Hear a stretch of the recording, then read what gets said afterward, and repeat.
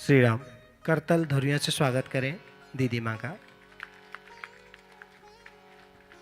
कल पूर्ण होती है, आप महाभंडारा रखा गया है, आप सब उपस्थित रहकर महाभंडारा का प्रसाद अवश्य ग्रहण करें। जय।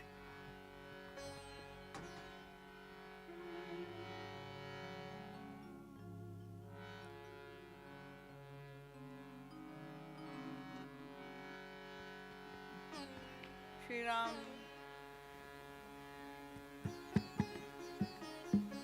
श्री राम। श्री राम। श्री राम। श्री राम। श्री राम।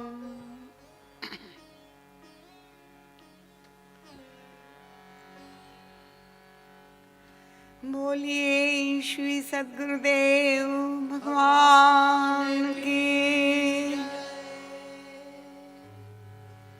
प्रभु श्री राम के ननिहाल निवासी बैठे हुए हैं, ये प्रतीत होना चाहिए राम कथा का श्री गणेश होने जा रहा है और आप सभी कथा श्रवण करने के लिए जिस उत्साह से पधारे हैं, भगवान श्री राम के नाम के जयघोष में भी आपका उत्साह दर्शित होगा। पूरा वातावरण जय घर से चलकर पधारेंगे। तो आइए पूरे उत्साह के साथ प्रभु के नाम का जयघोष करें।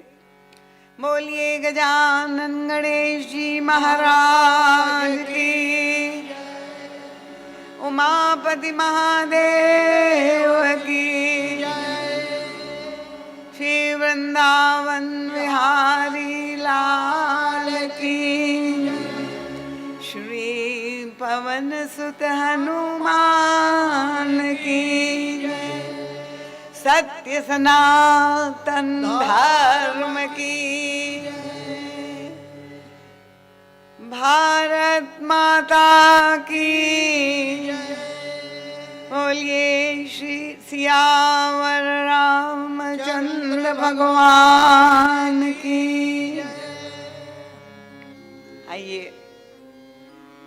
भगवान नाम संकीर्तन के द्वारा श्री राम कथा रूपी रस सरोवर में प्रवेश करें। अपनी वाणी को पवित्र करने के उद्देश्य से इस वातावरण को राममय बनाएं। करतल ध्वनि के साथ संकोच छोड़ करके प्रीति भक्ति पूर्वक समवेद स्वर में सब लोग भगवान नाम संकीर्तन में सम्मिलित हो।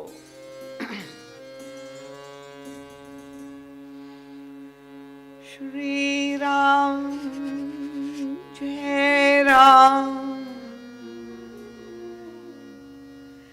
जय जय राम, जय राम, जय जय राम, जय जय विघ्न हरण हनुमान, जय जय विघ्न हरण हनुमान, संकट मोचन कृपा निधान, संकट मोचन कृपा निधान, जय सिया राम, जय जय हनुमान, राम जय जय हनुमान, श्री राम जय राम, जय जय राम, श्री राम जय राम, जय जय राम, मंगल भवन अमंगल हारी, मंगल भवन अमंगल हारी, द्रवहु सो दशरथ अजर विहारी, प्रभु सो दशरथ अजर बिहारी, जय सिया राम, जय जय हनुमान,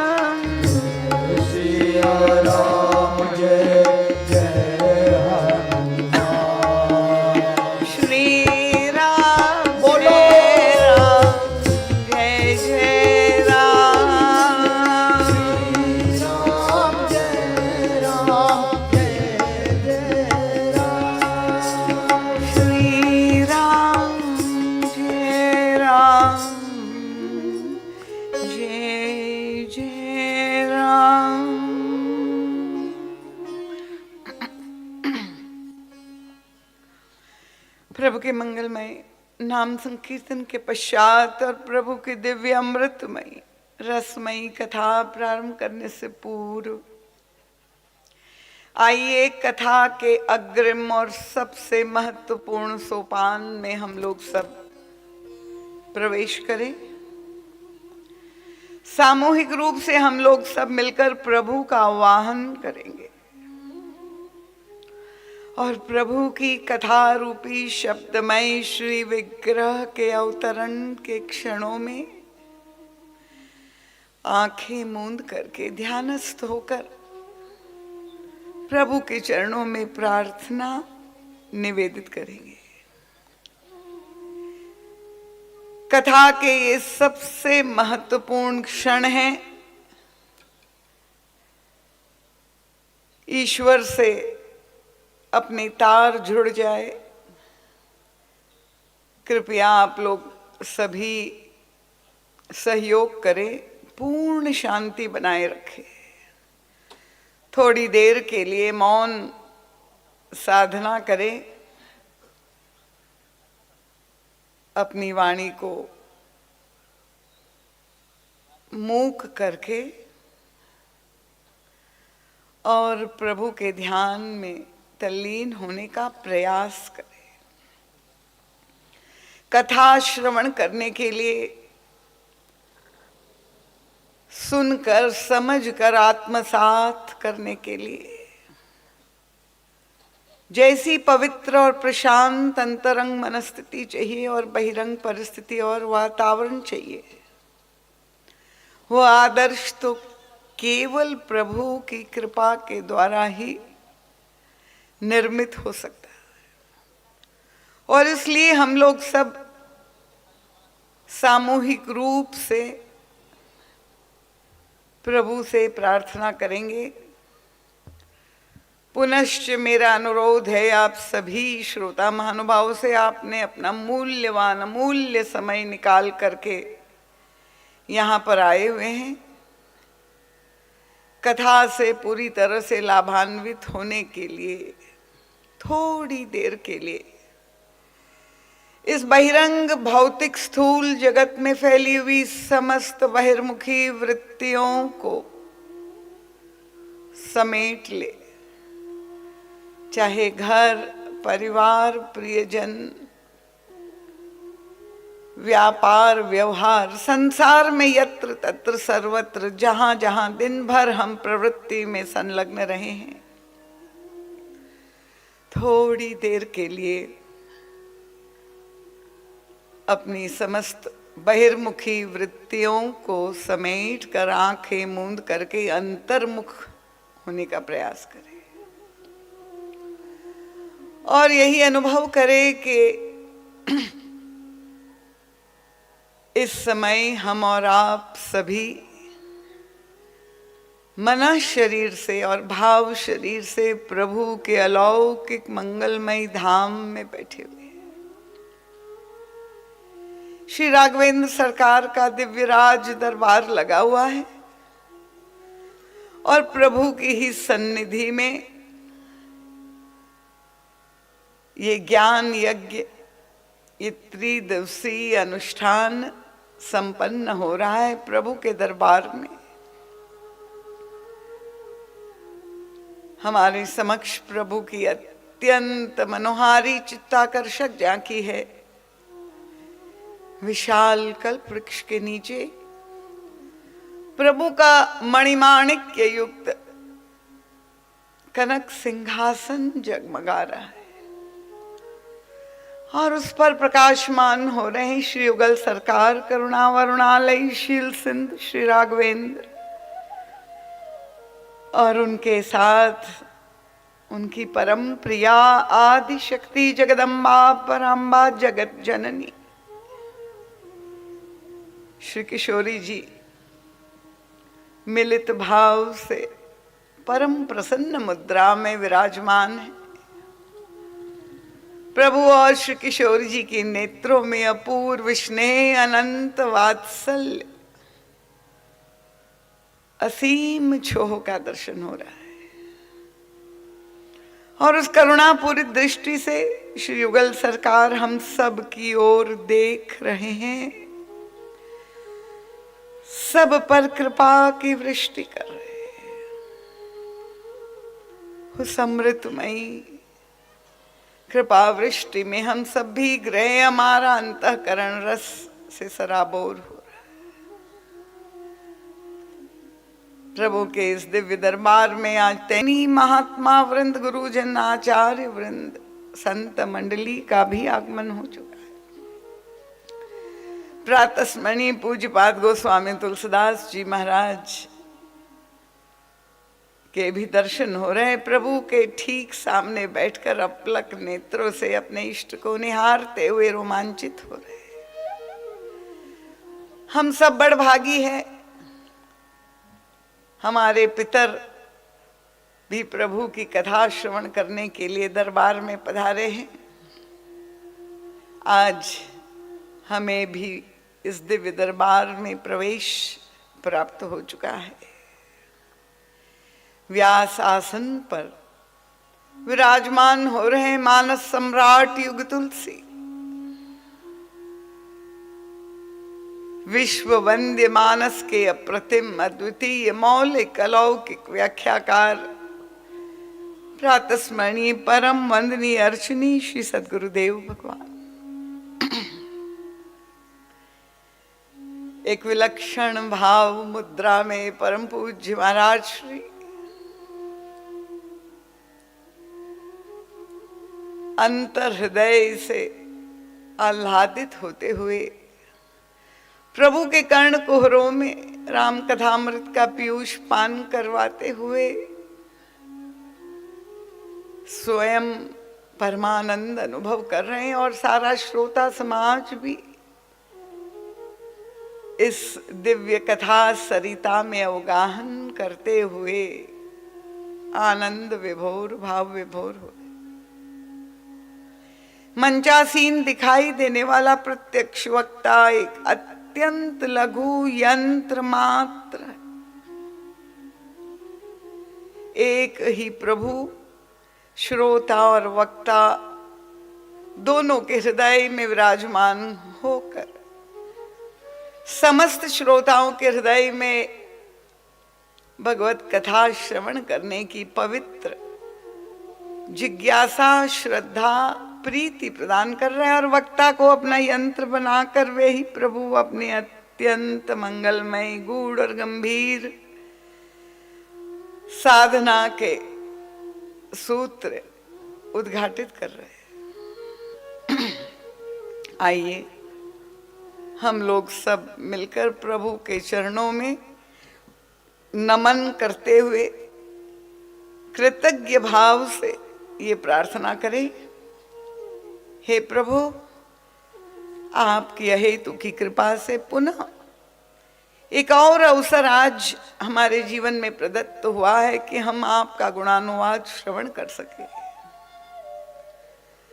पर ये कथा के द्वारा हमारे संपूर्ण जीवन का परिवर्तन हो, यह कथा हमारी जीवनी शक्ति बन जाए, प्रभु रक्त शक्ति बन जाए, हमारी वाणी में, विचारों में, भावनाओं में, दृष्टिकोण में, व्यवहार में, स्वभाव में परिवर्तन आए। जिस त्रिताप से हम पीड़ित है, हमारा अंतःकरण दोष युक्त है, पाप युक्त है। हे प्रभु, आपकी कृपा से हमारे जीवन के सारे दुख, दारिद्र, सारी मलिनता आपकी कथा के द्वारा नष्ट हो जाए। एक नवीन उत्साह, एक नई ऊर्जा, एक नई शक्ति हमें प्राप्त हो। हमारा मनोबल, आत्मबल, हे प्रभु, आपकी कृपा से नैतिक बल की हमें प्राप्ति हो। हमारे घर परिवार में, समाज में, हमारे संपूर्ण राष्ट्र में, इस अखिल विश्व में प्रभु आपकी कृपा से सुख और शांति की स्थापना। कथा में आने वाले सारे विघ्न बाधाएं संकट और अवरोध हे प्रभु आपकी कृपा से समूल रूप से नष्ट हो जाए, चाहे वे अंतर जगत के हो, भौतिक जगत के हो, प्रारब्ध जन्य। और जिस उद्देश्य से आपने करुणा करके हमें ये मनुष्य देह प्रदान किया है, इसी शरीर में रहते हुए जीवन के चरम और परम लक्ष्य को हम प्राप्त कर सके, यही प्रार्थना हम लोग सब मिलकर प्रभु के चरणों में समर्पित करेंगे। सर्वप्रथम प्रभु के निर्गुण रूप ओमकार मंत्र का मिलकर सस्वर ध्यान करेंगे। उसके पश्चात प्रभु के सगुण श्री विग्रह की वंदना और स्तुति करेंगे। कृपया प्रयास करें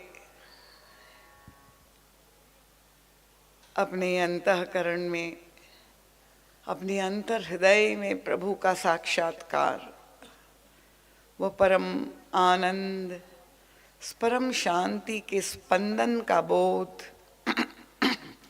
प्राप्त करने का प्रयास करें।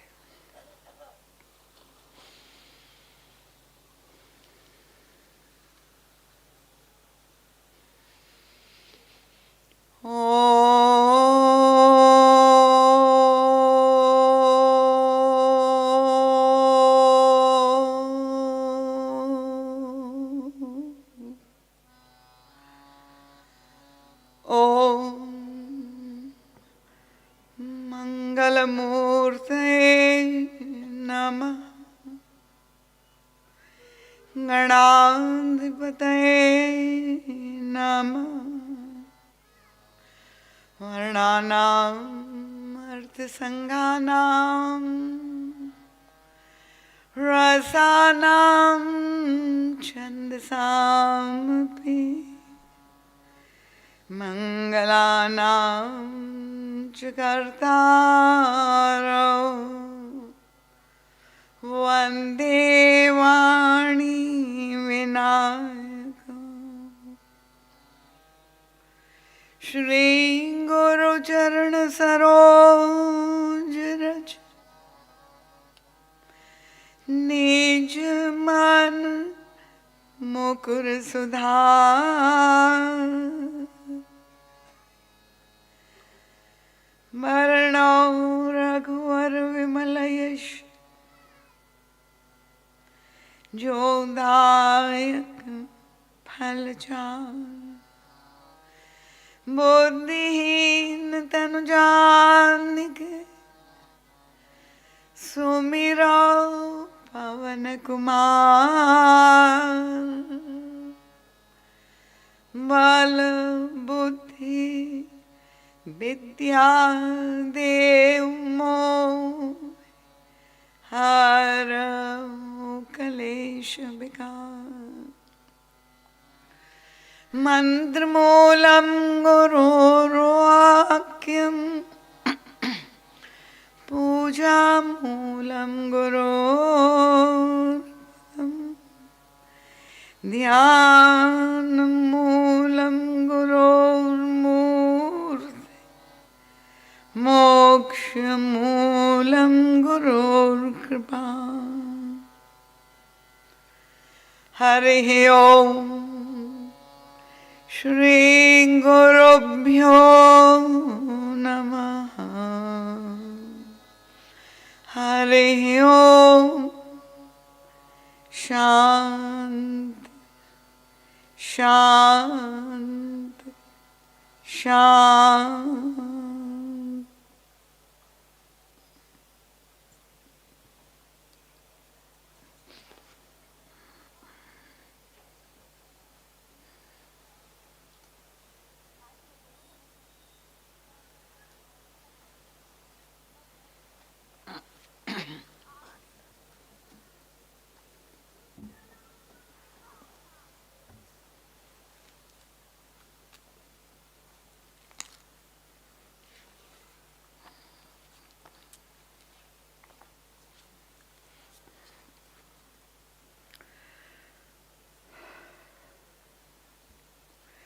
प्रभु करी कृपा पावरी दीन्ही,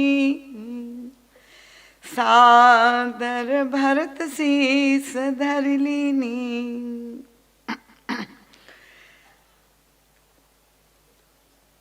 चरण पीठ करुणा निधान के, जन जुग जामिक प्रजा प्राण के।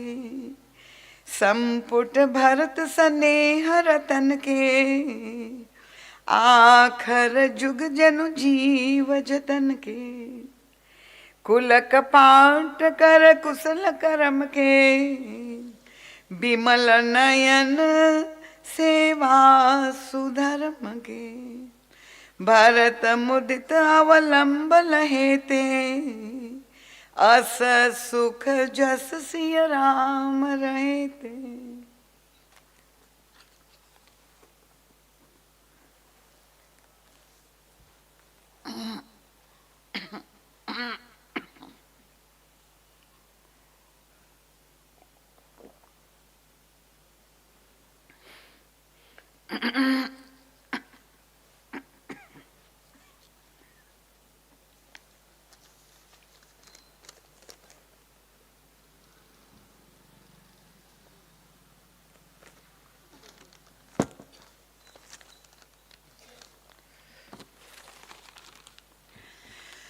प्रभु के मंगलमय दिव्य नाम स्मरण के साथ सर्वप्रथम मैं अपने परमाराध्य प्रातस्मरणीय परम वंदनीय अर्चनीय श्री सद्गुरुदेव भगवान की अत्यंत कृपामयी मंगलमयी ज्ञानमयी आनंदमयी तेजोमयी प्रकाशमयी रसमयी दिव्य चिन्मयी उपस्थिति को यहाँ पर प्रत्यक्ष रूप से अनुभव करती हूँ और श्री सद्गुरुदेव भगवान के परम पवित्र पुनीत पाद पद्मों में अपनी प्रणति अर्पित करते हुए साष्टांग दंडवत करती हूँ और यही अंतर हृदय से प्रार्थना करती हूँ आप ही का एक अत्यंत लघु यंत्र बनकर आप ही का संदेश सभी भक्तों के समक्ष रख सकूं, ऐसी बल बुद्धि विद्या और विवेक देने की कृपा करें।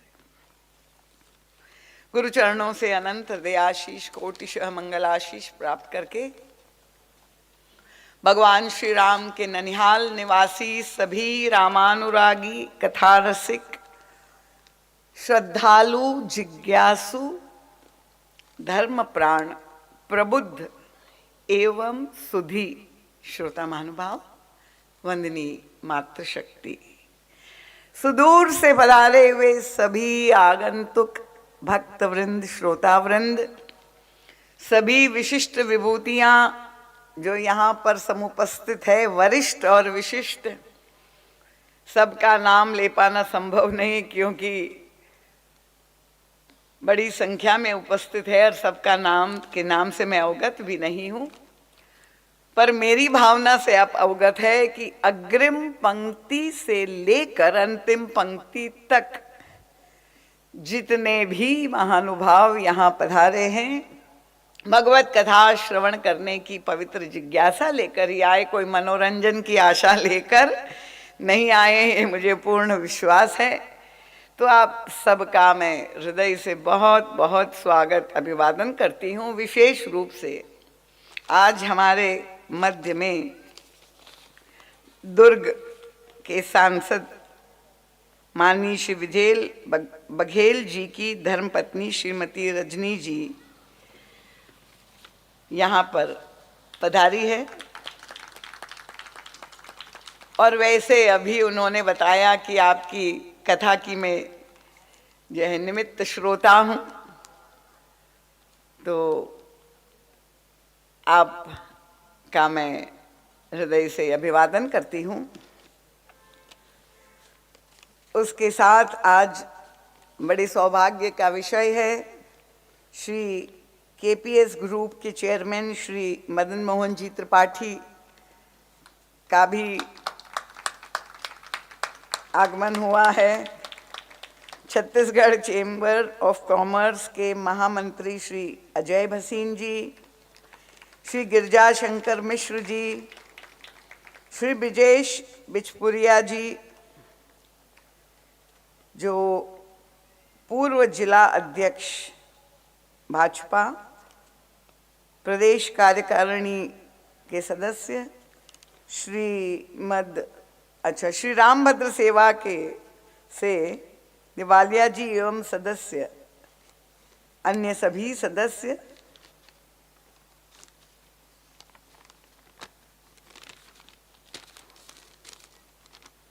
खैरा ग्राम से अभी जिन्होंने मेरी कथा का आयोजन किया था, सिन्हा बंधु श्री गोपाल जी एवं दीपक जी भी पधारे हैं।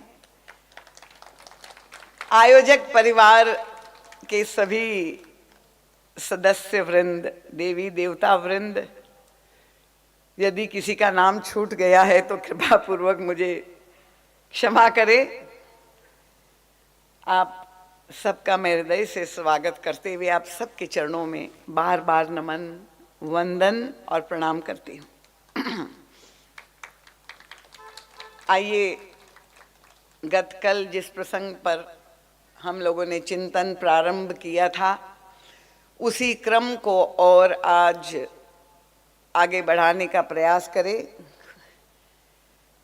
आप लोगों की जिज्ञासा वृत्ति को मैं इसलिए नमन करती हूँ कि इस शीतकाल में भी आप लोग ने बड़ी बहादुरी का परिचय दिया है और आप लोग यहाँ पधारे हैं। पर केवल स्थूल शरीर से ही आपकी उपस्थिति ना हो करके मैं बड़ी विनम्रता से अनुरोध करूँगी कि कथा प्रसंग में आप यदि अपना मन लगाएंगे और मन के साथ बुद्धि को पिरोएंगे और चित्त में स्थित होकर अगर कथा श्रवण करेंगे तो आपको अवश्य रसानुभूति होगी। गोस्वामी तुलसीदास जी ने संपूर्ण सनातन धर्म के जीवन दर्शन को श्री रामचरितमानस में प्रस्तुत किया है और उसे हम युग तुलसी परम पूज्य सद्गुरुदेव भगवान की विलक्षण आध्यात्मिक दार्शनिक दृष्टि प्राप्त करके हृदयंगम करने का प्रयास कर रहे हैं। जिनकी स्मृति में यह आयोजन हो रहा है उनका स्मरण हम कर ले, क्योंकि जिस मंडल से वे हमारे आदरणीय बाबूजी साकेतवासी श्री नारायण दास जी सोनी जुड़े हुए थे, जिससे दीक्षित थे, और उनकी पूर्णांगिनी भक्तिमती श्री कुंती देवी जी की स्मृति अक्षुण्ण बनाए रखने के उद्देश्य से उनके सुपुत्रों ने ये आयोजन रखा है, क्योंकि राम कथा के प्रति उनकी ऐसी निष्ठा थी, आप सहमत होंगे। तो उनकी प्रसन्नता प्राप्त करने के लिए, उनकी कृपा प्राप्त करने के लिए, क्योंकि उन्हें राम कथा श्रवण करके ही पूर्ण विश्राम प्राप्त होगा। तो आइए प्रभु की कथा, जो क्योंकि आज बहुत सारे नए श्रोता है, तो गत कल जो सूत्र हमने प्रारंभ किया था कि भगवान श्री राम की सर्वोच्च उपलब्धि सामाजिक दृष्टि से अगर हम उस तथ्य पर विचार करें, चिंतन करें, तो हम लोग इस निष्कर्ष पर पहुंचे थे, क्योंकि हम सर्वमत लेकर के चल रहे हैं। आप लोगों से भी मैं आशा करती हूँ, मैं चैतन्य श्रोता मुझे चाहिए। आप हाथ भले बांध करके बैठे हैं पर कान तो खुले रखिएगा। तो भगवान श्री राम की सर्वोच्च उपलब्धि थी, वो था राम राज्य की स्थापना। एक ऐसा आदर्श जो ना भगवान श्री राम के पहले और ना भगवान श्री राम के बाद पूरे समाज में संभव हो पाया। और तब हमने इतने महत्वपूर्ण हमें वो सूत्र और बिंदु परम पूज्य गुरुदेव ने प्रदान किए कि राम राज्य की दुर्लभता को देख को, क्योंकि उसके बाद पुनः उनके सुपुत्रों के द्वारा, लवकुश के द्वारा भी नहीं संपन्न हो पाया, और त्रेता के बाद द्वापर में वही भगवान श्री राम श्री कृष्ण के रूप में आए, राजा भी बने, पर ऐसा आदर्श कृष्ण राज्य की चर्चा कहीं भी, यहाँ सब विद्वान पधारे हुए मुझसे सहमत होंगे कि ऐसे आदर्श राज्य की स्थापना नहीं हो पाई। तो ये भ्रांति कि राम राज्य तो केवल ईश्वर के द्वारा ही स्थापित हो सकता है, उसका हमने कल निर्मूलन किया था। और मुझे अपना ही एक संस्मरण याद आ गया। अमेरिका की यात्रा में कथा के अंतर्गत वहाँ बहुत सारे श्रोता ऐसे घेर के बैठे थे, और आजकल ये परंपरा हो गई है, भारतवर्ष से सभी संत लोग पहुंचते हैं बाहर विदेश सनातन धर्म का संदेश। तो वहाँ के कुछ पत्रकारों ने मुझे प्रश्न किया कि दीदी माँ, आजकल भारतवर्ष में भगवानों की संख्या बढ़ रही है। तो मैंने कहा ये तो बहुत प्रसन्नता की बात है। भगवान श्री राम का भी उद्देश्य अवतरण का यही था कि प्रयास भी उन्होंने यही किया कि राम चाहते थे कि सभी राम बन जाए। तो उनका नहीं दीदी माँ वो तो ठीक है, पर भगवान तो बढ़ रहे, पर समाज में नैतिक मूल्य तो गिरते जा रहे, अशांति और झगड़े बढ़ रहे। तो भगवान बढ़ रहे तो राम राज्य तो नहीं हो पा रहा है।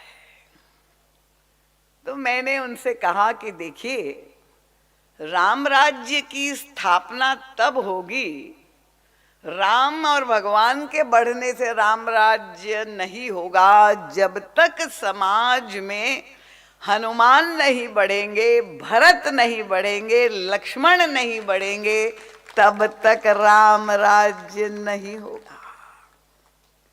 भगवान श्री राम ने ये जो राम राज्य की स्थापना हो पाई, अवश्य उसमें 14 वर्ष का विलंब हुआ, पर प्रभु ने अपना उसका संपूर्ण श्रेय अपने अनुज भरत को दिया हुआ है। और तब हमने आपके समक्ष बात रखी थी कि राम राज्य आज भी बन सकता है, अंतरंग में, व्यक्ति के अंतर हृदय में बन सकता है, और बहिरंग समाज में, घर परिवार में स्थापित हो सकता है। पर वो कब बनेगा, मैंने इसीलिए ये कल बात कही थी कि राम राज्य के पहले जब तक पादुका राज्य नहीं होगा, तब तक राम राज्य की स्थापना नहीं हो सकती। तो ये जो प्रसंग मैंने आपके समक्ष लिया है, राम राज्य की चर्चा तो हम बहुत करते हैं। मुझे याद है कि जब न्यायालय में, सुप्रीम कोर्ट में निर्णय आया कि अयोध्या में श्री रामलला का मंदिर की स्थापना होगी, तो बड़ी प्रसन्नता की लहर हुई। और प्रतिवर्ष हम जो है यहाँ रायपुर में, छत्तीसगढ़ में आने का क्रम बना हुआ है 25 साल से। और पत्रकार वार्ता होती है तो पत्रकारों ने कहा कि दीदी माँ, हर बार तो हम आपसे प्रश्न करते थे कि राम मंदिर कब बनेगा, पर अब तो ये प्रश्न सवाल नहीं रह गया, क्योंकि घोषणा हो गई। तो अब तो कोई जो है हमारा ये कार्य पूरा हो गया। तो मैंने उनसे विनम्रता से निवेदन किया कि ये भ्रांति मत आप पालिए कि अब हमने जीत लिया, राम मंदिर बन गया। तो हमारा दायित्व तो पूरा हो गया। मैंने कहा अब तो हमारा दायित्व का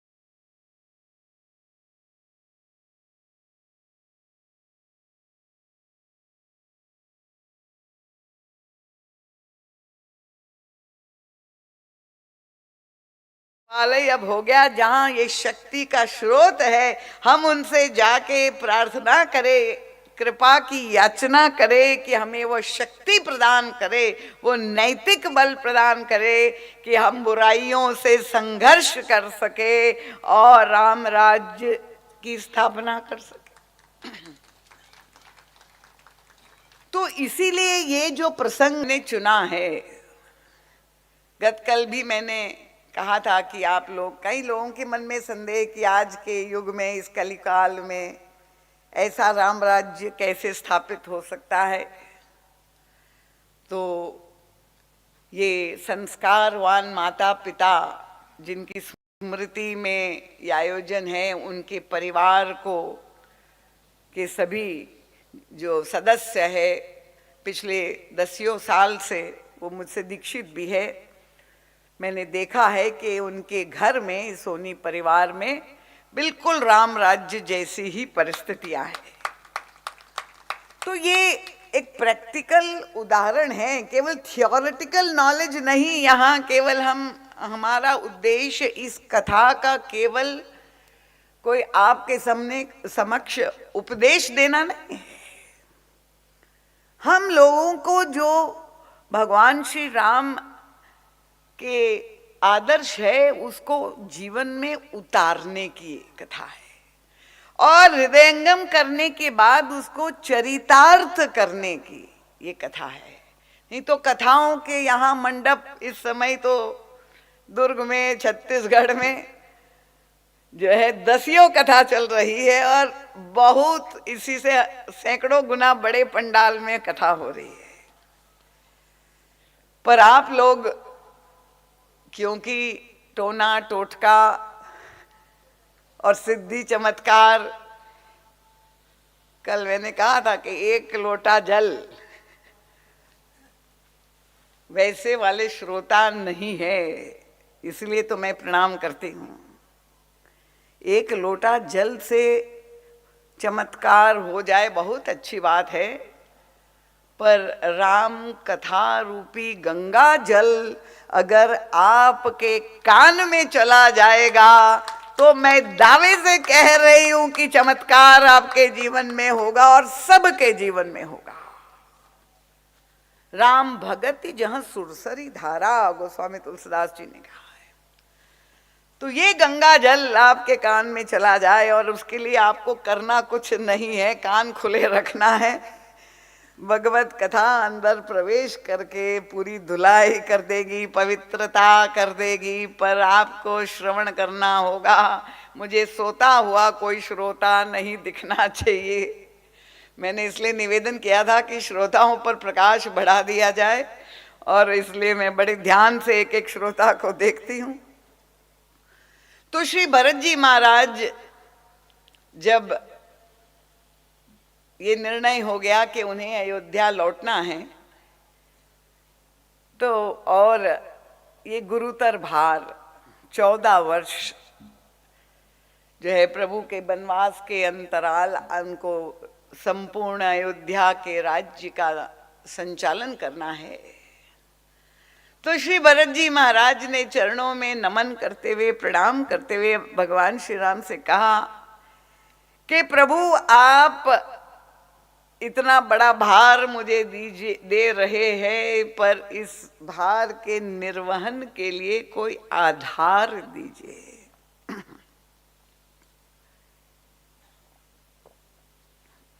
बिनु आधार मन तोष न शांति। मुझे आधार दीजिए। अर्थात प्रभु ने अपनी पादुकाएं, काष्ठ की पादुकाएं श्री भरत जी महाराज को सौंप दी और श्री भरत जी महाराज ने भरत मुदित अवलंब लहेते। गोस्वामी तुलसीदास जी के पास तो वो यंत्र है, जैसा ये कैमरा है, कि हृदय के अंदर झांक लेते हैं। इतने प्रसन्न होकर भरत जी महाराज ने वो दोनों पादुकाएं सिर पर धारण की और अयोध्या लौट करके भरत जी महाराज ने एक अभिनव कार्य किया जो आज तक विश्व के इतिहास में कभी न देखा गया न सुना गया। भरत जी महाराज ने ये पादुकाओं को अयोध्या के राज सिंहासन पर स्थापित किया और उन पादुकाओं को स्थापित करके श्री भरत जी महाराज नित्य प्रति उनकी पूजा करते हैं और उनसे आदेश ले करके जो है राज्य का संचालन करते हैं। ये प्रसंग मानस में जो आता है इससे आप लोग सब अवगत है। पर श्री भरत जी महाराज का ये जो कार्य था अनोखा, कल मैंने आपसे कहा था कि पादुका जो है वो तो पद के लिए होती है। तो अगर पादुका जैसे हम लोग सब धारण करते हैं पैर में, पर कोई महापुरुष की या संतों की पादुका होती है तो हम उनका सम्मान करते हुए जब भरत जी को प्रभु ने पादुका दी और भरत जी महाराज ने कोई बहुत सुंदर पात्र में, कोई बहुत सुंदर पेटिका में उन पादुकाओं को रखा होता तब तो स्वाभाविक लगता, और या तो वो पादुकाओं को धारण किया होता तब समझ में आती। पर गोस्वामी तुलसीदास जी ने कहा कि भरत जी ने वो पादुका को लेके सिर पर धारण किया। भरत मुदित अवलंब लहेते, अस सुख जस सिय राम रहेते। भरत जी महाराज की दृष्टि क्या है, उनका दृष्टिकोण क्या है? हमारे गुरुदेव तो सबसे बातचीत कर लेते थे। परम पूज्य महाराज श्री ने भरत जी से पूछा, महाराज आपको पादुका मिली, जैसे आपको कोई दे दे, हमें पादुका मिले तो हम झट से अपना पैर उसमें डाल करके पहन के देखे कि आप बताइए एक नया पादत्राण मिल गया। भरत जी से पूछा कि आपने ये अनोखा कार्य किया कि सिंहासन पर पादुका की स्थापना की। महाराज श्री ने पूछा और भरत जी ने जो उत्तर दिया वो भी हमारे गुरुदेव ही सुन पाए। भरत जी ने कहा, प्रभु ने पादुका देकर सारी समस्या का समाधान कर दिया। महाराज श्री ने पूछा कैसे? भरत जी ने कहा, ये जो पद शब्द है ये द्वयर्थिक है, आप लोग सभी साक्षर है। पद शब्द कहा जाता है जब किसी के कोई दायित्व, कोई जिम्मेदारी, कोई पोजीशन मिल जाती है तो कहते कि उनको ये पद मिला। और शरीर के एक अंग जो सबसे नीचे उसको भी पद कहते हैं। तो भरत जी ने कहा कि प्रभु ने जो पादुका दे करके ये बता दिया कि अयोध्या का राज पद प्रभु का है, क्योंकि पादुका पद के लिए होती है। तो प्रभु ने मुझे पादुका देख करके बता दिया कि भरत, अयोध्या का राज्य मेरा है। देखिए, संदेश और संकेत समझने वाला कोई हो। गोस्वामी तुलसीदास जी ने दोहावली रामायण में बहुत सुंदर पद लिखा है पादुका के संदर्भ में। उनका बिनु आखिन की पानही लखी पहचानत पाए। कितना सरल दृष्टांत। आप और हम सभी पादत्राण पहनते हैं। अब अचानक मानो लाइट चली जाए, अंधकार हो जाए और आप लौटने लगे और आपको अपने, क्योंकि आप अपनी चप्पल जूता जो भी है वो निकाल करके आए हैं और आपको पहनना हो। अब अंधेरा है, दिखाई नहीं दे रहा है, तो आपने अंदाज किया कि मैंने चप्पल यहाँ उतारी है और हम अपना पैर जो है उसमें डाल दे। वो स्वामी जी कहते हैं कि पादुका बता देगी। अगर किसी की चप्पल में आप अपना पैर डाल देंगे तो पादुका तुरंत बता देगी कि हम तुम्हारे नहीं है। यद्यपि पादुका के पास आंखें नहीं है, पर पादुका कह देती है। तो अगर सज्जन होगा तो तुरंत ही वो छोड़ देगा, पर अगर उसी दृष्टि से आया हो, आजकल तो मंदिरों में, देवालयों में और कथाओं में भी इतनी भीड़ होती है, तो सभी लोग कोई भगवान के ही भक्त नहीं होते, कुछ पादुका के भी प्रेमी होते हैं। तो कोई चप्पल चोर आ गया उसी उद्देश्य से, तो पहन करके चला जाएगा। तो भरत जी महाराज ने कहा कि गोस्वामी तुलसीदास जी ने कहा, बिनु आखिन की पानही लखी पहचानत पाए। पादुका बता देती है कि मैं किसकी हूं। भरत जी महाराज ने कहा कि प्रभु ने ये पादुका दे करके कह दिया कि अयोध्या का राजपद मेरा है। भरत अगर अपना पैर उसमें घुसाएगा तो चोर ही कहलाएगा, और इसीलिए मैं उसको सिंहासन पर, उसके सही स्थान पर मैंने स्थापित कर दिया। तो ये जो शब्द है पद, राज्य पद, जब किसी व्यक्ति को ये समाज के सुव्यवस्थित संचालन के लिए जो है कोई जब कार्य जिम्मेदारी सौंपी जाती है और जो शीर्ष स्थान पर होता है, तो उसे कहते हैं कि उनको ये पद मिला।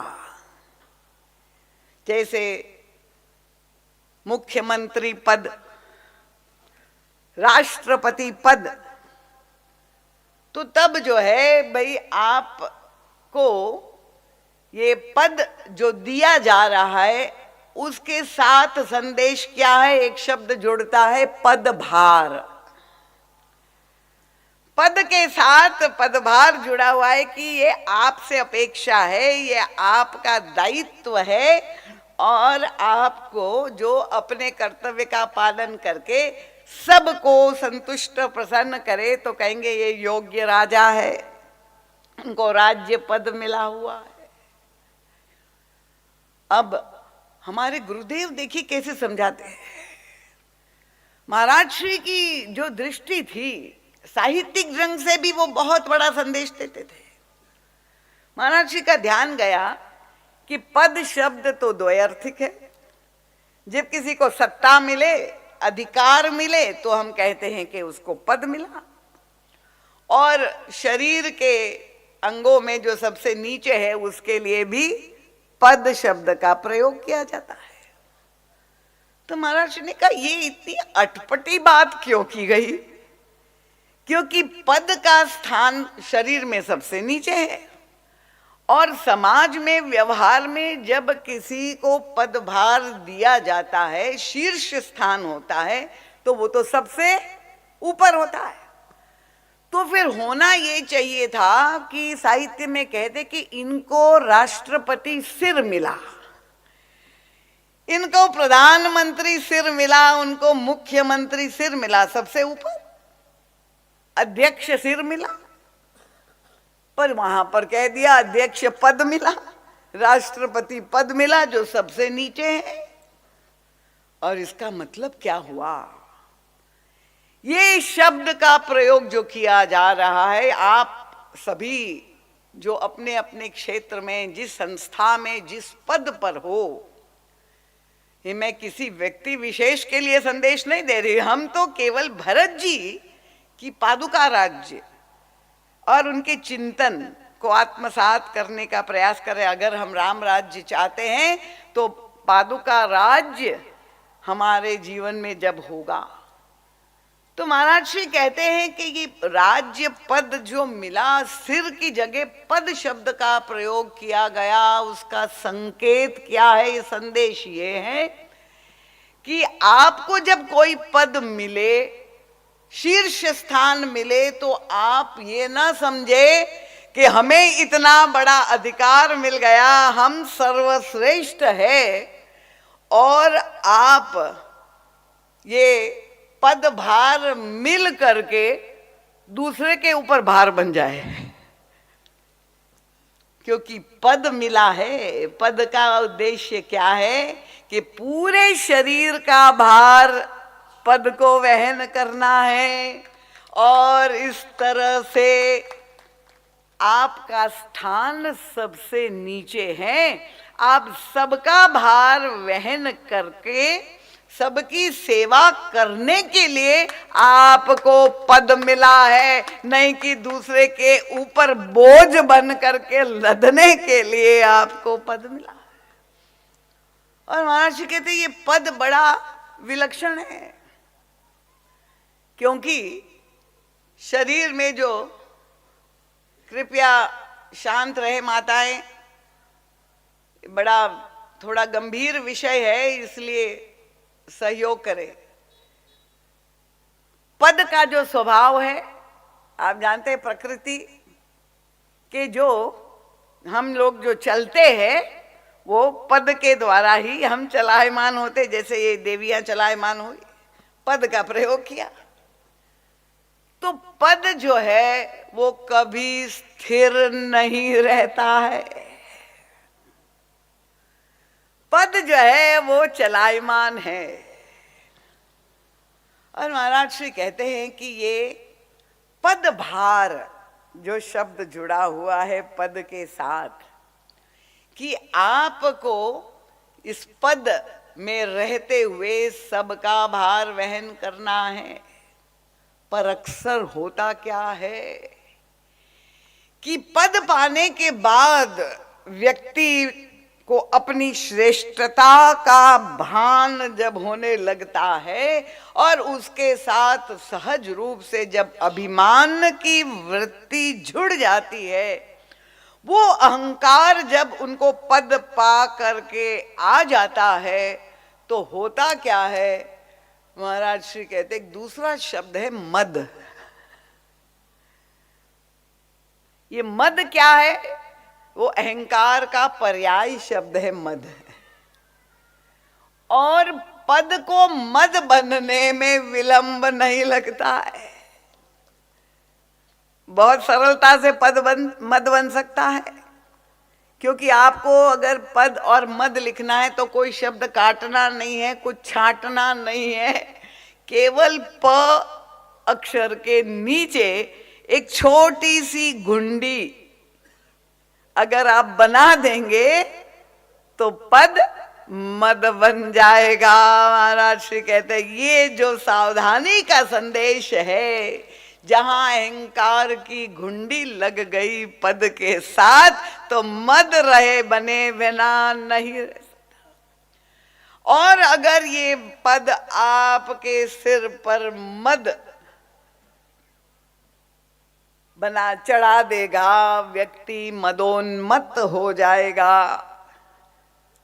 मदोन्मत्त व्यक्ति मतवाला जब हो जाएगा। आपने किसी को नशा किए हुए देखा होगा। छत्तीसगढ़ का एक बहुत बड़ा अभिशाप है और हर कथा में मैं ये निवेदन करती हूँ।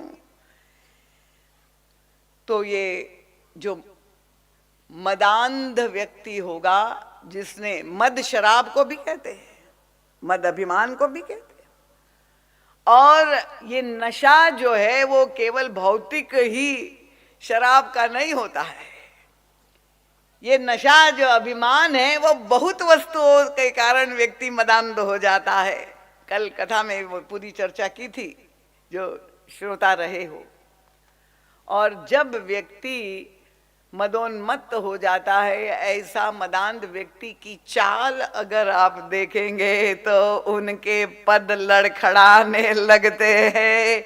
जब पद लड़खड़ाने लगेंगे तो समझ ले कि पद ने कह दिया कि मैं स्थायी रहने वाला नहीं हूं। जहां उसकी सावधानी घटी तो निश्चित रूप से वो पदच्युत हो जाएगा। तो ये पद मिलने पर पद भार वहन करने की कला क्या है? क्योंकि हमें मानस के इन सारे प्रसंगों को अपने जीवन से जोड़ करके जीवन जीने की कला हम लोग सीख रहे हैं। और कल जिस देवी ने कहा कि आपने भागवत की भी कथा साथ में जोड़ दी, हमको बहुत अच्छा लगा। तो मानस और भागवत दोनों साथ में चले, तो मैंने कहा कि चलिए आज भी आपको, क्योंकि ये सभी ग्रंथ, मैंने कहा सबका लक्ष्य एक ही है, चाहे भागवत पुराण हो चाहे रामचरितमानस हो, कि मनुष्य के जीवन से अविद्या का उन्मूलन करना, यही सभी हमारे पवित्र जो है ग्रंथों का उद्देश्य है। तो श्रीमद् भागवत में कथा आती है राजा नहुष की कथा। मैं ये दृष्टांत इसलिए दे रही हूं क्योंकि मैंने सुना कि यहाँ भागवत की कथा बहुत होती है और आप लोग उसका आनंद लेते हैं, तो शायद आपको सरलता से समझ में आ जाए। राजा नहुष की कथा सुनी है आप लोगों ने भागवत में? नहीं सुनी है? ये सब नहीं प्रसंग लिए जाते हैं क्या? ठीक है, मैं आपको संक्षेप में ये बता दूं कि प्रसंग आता है कि दुर्वासा ऋषि के हाथ में एक फूलों की माला थी, पुष्प की माला थी, और वे जा रहे थे तो देखा सामने से इंद्र अपने ऐरावत हाथी पर बैठ करके आ रहा था। अब सामान्यतः दुर्वासा ऋषि जो है बड़ी प्रसन्न मुद्रा में नहीं रहते थे, पर उस दिन उन्होंने देखा कि इंद्र आ रहा है, स्वर्ग का राजा, तो ये फूल की माला जो है मैं उसको आशीर्वाद के रूप में पहना दूं। ये सभी भक्तों के मन में ये इच्छा होती है कि भाई हमको भी फूल की माला मिल जाए, पर अब हमारी तो सामने सीमा है कि जितनी माला है इतना ही तो दे सकती हूँ। जितने लोग हैं ऐसी माला कहाँ से लाए? कल लोगों ने कहा फूल दीजिए, मैंने तो व्यंग में कहा कि आज कथा तो धूल के महत्व की आई और आप लोगों ने लगता है कथा ध्यान से नहीं सुनी, सब फूल ही मांग रहे। अगर धूल मांगते तो मैं समझती कि आपने कथा पहुंच गई है आपके पास। तो ये फूल की माला जो है इंद्र को दुर्वासा मुनि ने पहना दी और इंद्र ने वो माला निकाल करके अपने गले से अपने हाथी ऐरावत को पहना दी, उसका श्रृंगार कर दिया। और तब दुर्वासा ऋषि ने ये देखा कि मैंने उसको आशीर्वाद स्वरूप वो माला पहनाई। देखिए, इसीलिए अधिकारी व्यक्ति होता है तब तो उसको देने का सार्थक है। हमारे यहाँ मैं देखती हूँ, ये तो नित्य प्रति घटना है, क्योंकि आजकल वही सेल्फी का जमाना और फेसबुक, माला आ करके मंच पे खड़े होकर के माला पहन ली और फिर यहाँ फोटो खिंच गई तो नीचे उतार करके और माला वहाँ फेंक दी। उसकी भूमिका समाप्त हो गई, बस उतना ही महत्व। पर कुछ ऐसे भक्त हैं, मुझे वैसे भी प्रेमी मिले हैं कि परम पूज्य गुरुदेव के कर कमलों से उनके जो है गले में, हृदय में जो माला पड़ी, वो आज तक उन्होंने सुखा करके अपनी अमूल्य निधि के रूप में संभाल करके रखा है। ऐसी भी भावना वाले भक्त जो है मिलते हैं। तो इंद्र को जब माला पहना दी तो इंद्र ने उतार करके तत्काल अपने हाथी को पहना दिया। और दुर्वासा ऋषि को इतना क्रोध आया उनका व्यवहार देखे कि उनके हृदय में कोई महत्व बुद्धि नहीं, या आशीर्वाद जो मैंने दिया। और तब उन्होंने श्राप दे दिया। मैंने कहा मुनि जी, कल भी आपके सामने गौतम के श्राप की बात आई थी, तो श्राप दे दिया कि तुम इस पद के योग्य नहीं हो, तुमने जो है मेरे आशीर्वाद को महत्व नहीं दिया, जाओ तुम इंद्र पद से च्युत हो जाओ। और उनका पद, इंद्र ने पद खो दिया और फिर वो छिप करके जो है रह रहा था देवताओं दैत्यों से बचने के लिए। वो एक दूसरी कथा भागवत में आती है। अब प्रश्न आया, एक महाराज श्री, तो मैं क्या बताऊं, मैं तो कितना विस्तार कर सकती हूं। महाराज श्री ने कहा यहाँ पर ये प्रसंग जो है कि इंद्र का जो हाथी है ऐरावत, उन्होंने उसको ये पहना दिया माला। और हाथी आप जानते हैं कि सभी पशुओं में सबसे बुद्धिमान पशु माना जाता है, जानते हैं ना आप सब। इसीलिए श्री गणेश जी महाराज हमारे यहाँ जो विद्या भारती बुद्धि विदाता है, वो गज बदन है। कथा जो जुड़ी हुई है, पर वो हाथी बहुत बुद्धिमान माना जाता है। और विशाल शरीर होता है तो व्यक्ति का बोझ भी वहन करता है, बहुत बुद्धिमान भी होता है।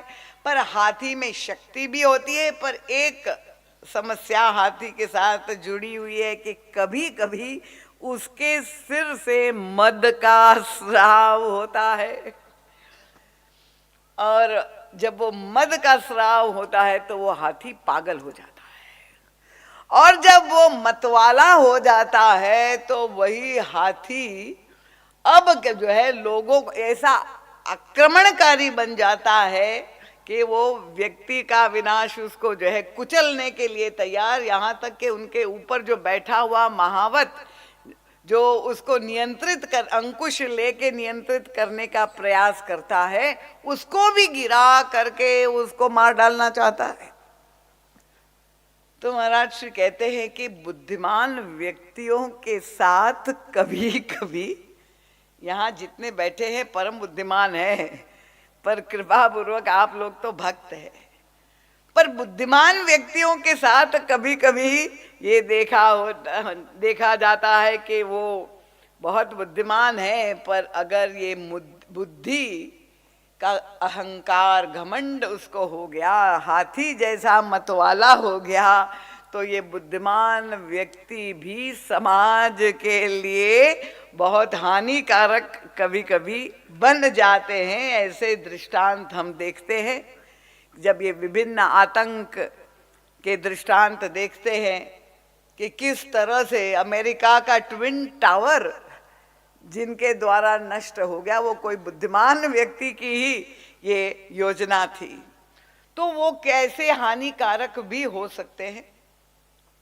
तो ये पद जो है मद न बन जाए। अब क्या हुआ, इंद्र तो पदच्युत हो गया, पर इंद्र पद खाली हो गया।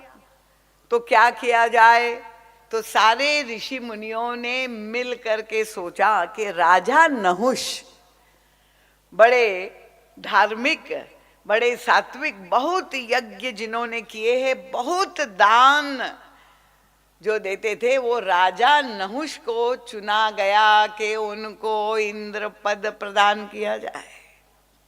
और ठीक है, राजा नहुष जो है वो वर्तमान के नए इंद्र पद पे विराजमान हो गए।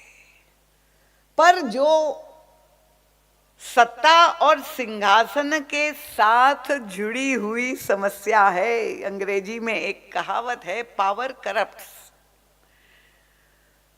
अगर हमारे सनातन धर्म का जो चिंतन है, रामचरितमानस के जो सूत्र है, अगर व्यक्ति उसे जीवन में ग्रहण करे तो उस विडंबना और विभीषिका से बच सकता है। पर सामान्यतः यह देखा गया, और अपने पुराणों में ये कई दृष्टांत मिलेंगे, और मिलेंगे तो ये जो भागवत का मैं दृष्टांत आपके सामने रख रही हूं कि राजा नहुष जब इंद्र बन गए तो उनकी भी बुद्धि में परिवर्तन आया,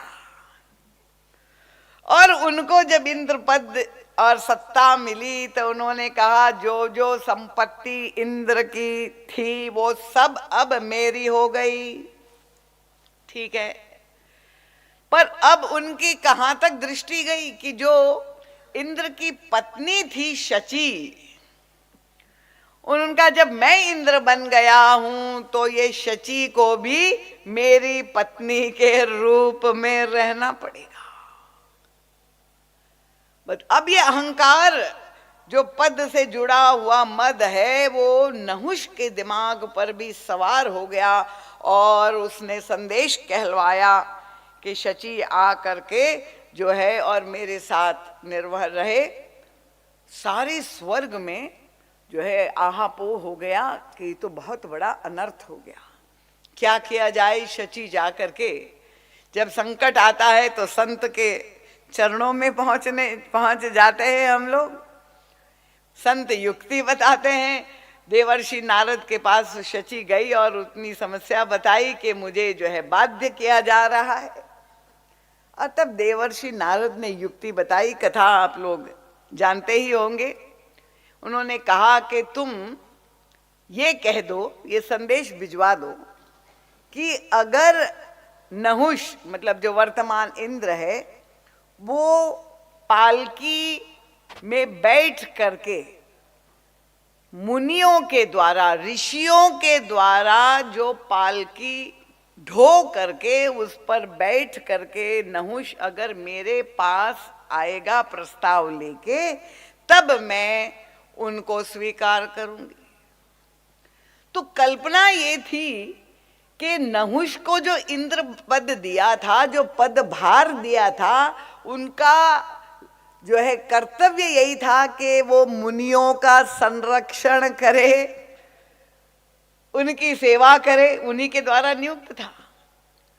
पर उनकी सेवा करने के स्थान पर कि भाई जब मुनि लोग पालकी ढोएंगे तो इसका मतलब कि उनका भार ढोने के बदले वही मुनियों के ऊपर भार बन जाएगा।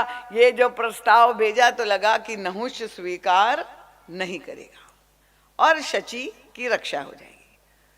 पर इतना अहंकार नहुष को हो गया कि उसने मुनियों को आदेश दिया कि आप लोग मेरी पालकी को ढोएंगे। और बेचारे मुनि को तो अभ्यास नहीं, कभी ऐसा किया नहीं, कल्पना भी नहीं, पर फिर भी स्वीकार कर लिया मुनियों ने बड़ी सरलता से। और राजा नहुष उस पर बैठ गए और सारे मुनि लोग जो है, ऋषि लोग जो है पालकी ढो करके ले जा रहे जहां पर शची का निवास था। अब अभ्यास था नहीं, इसलिए धीरे धीरे चल रहे थे। और नहुष की स्थिति क्या थी कि शची को पाने की जो कल्पना, वो काम वासना इतनी प्रबल थी कि उनको एक एक पल, क्योंकि काम में जो आवेग और आवेश आता है, कि उनको असह्य हो रहा था कि इतनी धीमी गति से आगे बढ़ रहे हैं। और इसलिए वो टोकने लगा कि जल्दी करो, जल्दी करो, जल्दी से पहुंचाओ। और इतना ज्यादा उन्होंने जब दबाव डाला तो मुनियों को इतना क्रोध आया कि मुनियों ने श्राप दे दिया नहुष को, जाओ तुम सर्प हो जाओ। और तब नहुष इंद्र पद तो छोड़ दीजिए, स्वर्ग छोड़ दीजिए, मृत्यु लोक में आ करके सर्प बन करके अपने अभिमान के कारण वो पद का, मद का परिणाम जो हुआ कि वो कितने दीर्घ काल तक कष्ट पाता रहा। इसीलिए ये कथाओं को सुनना देखिए स्वर्ग में देवताओं की स्थिति क्या है। कल भी मैंने आपके समक्ष स्वर्ग के राजा इंद्र की बात कही थी, और आज भी, क्योंकि पुण्य करके नहुष ने स्वर्ग पद प्राप्त कर लिया, और आप सभी जो धर्म मार्ग पर चल रहे हैं, पुण्य एकत्रित कर रहे हैं, कितने लोग स्वर्ग जाना चाहते हैं? हाथ ऊपर करें। कितने लोग स्वर्ग जाना चाहते हैं? एक ही हाथ ऊपर उठा हुआ है। अभी नहीं, मरने के बाद। आप घबरा गए क्या कि अभी विमान आएगा? मरने के बाद कोई जाना चाहता है स्वर्ग? देखिए भक्त लोग कभी स्वर्ग की कामना नहीं करते, ये स्पष्ट दिखाई दे रहा है। इसलिए हम सोनी जी के लिए, नित्यप्रति बाबू जी के लिए कहते साकेतवासी, क्योंकि स्वर्ग की स्थिति क्या है? वो तो भोग भूमि है, और वो भोग भी तब तक आपको मिल सकते हैं जब तक आपकी पुण्य की राशि, पुण्य की पूंजी है। जिस समय आपकी पुण्य की पूंजी समाप्त हो गई तो आपको ऊपर से नीचे ढकेल दिया जाएगा, डाउनफॉल हो जाएगा। तो इसीलिए कोई भी भक्त स्वर्ग नहीं जाना चाहता है। राजा नहुष अंत में सर्प बन गए, और इसलिए भरत जी महाराज को जब राज्य पद दिया जा रहा था अयोध्या की सभा में, मैंने कल कहा था कि धर्म के नाम पर, धर्म के स्वर्णिम थाल पर, आदेश पालन के नाम पर, आज्ञा पालन कर्तव्य के नाम पर भगवान श्री राम महाराज, दशरथ, सबका अनुमोदन, माता का अनुमोदन, कौशल्या अम्बा का अनुमोदन, मंत्रियों का समर्थन, सब भरत जी महाराज को जो है कह रहे हैं कि आप पद, अयोध्या का राज्य पद स्वीकार कर लीजिए। पर भरत जी महाराज ने उस सभा में संबोधित करते हुए क्या शब्द कहा?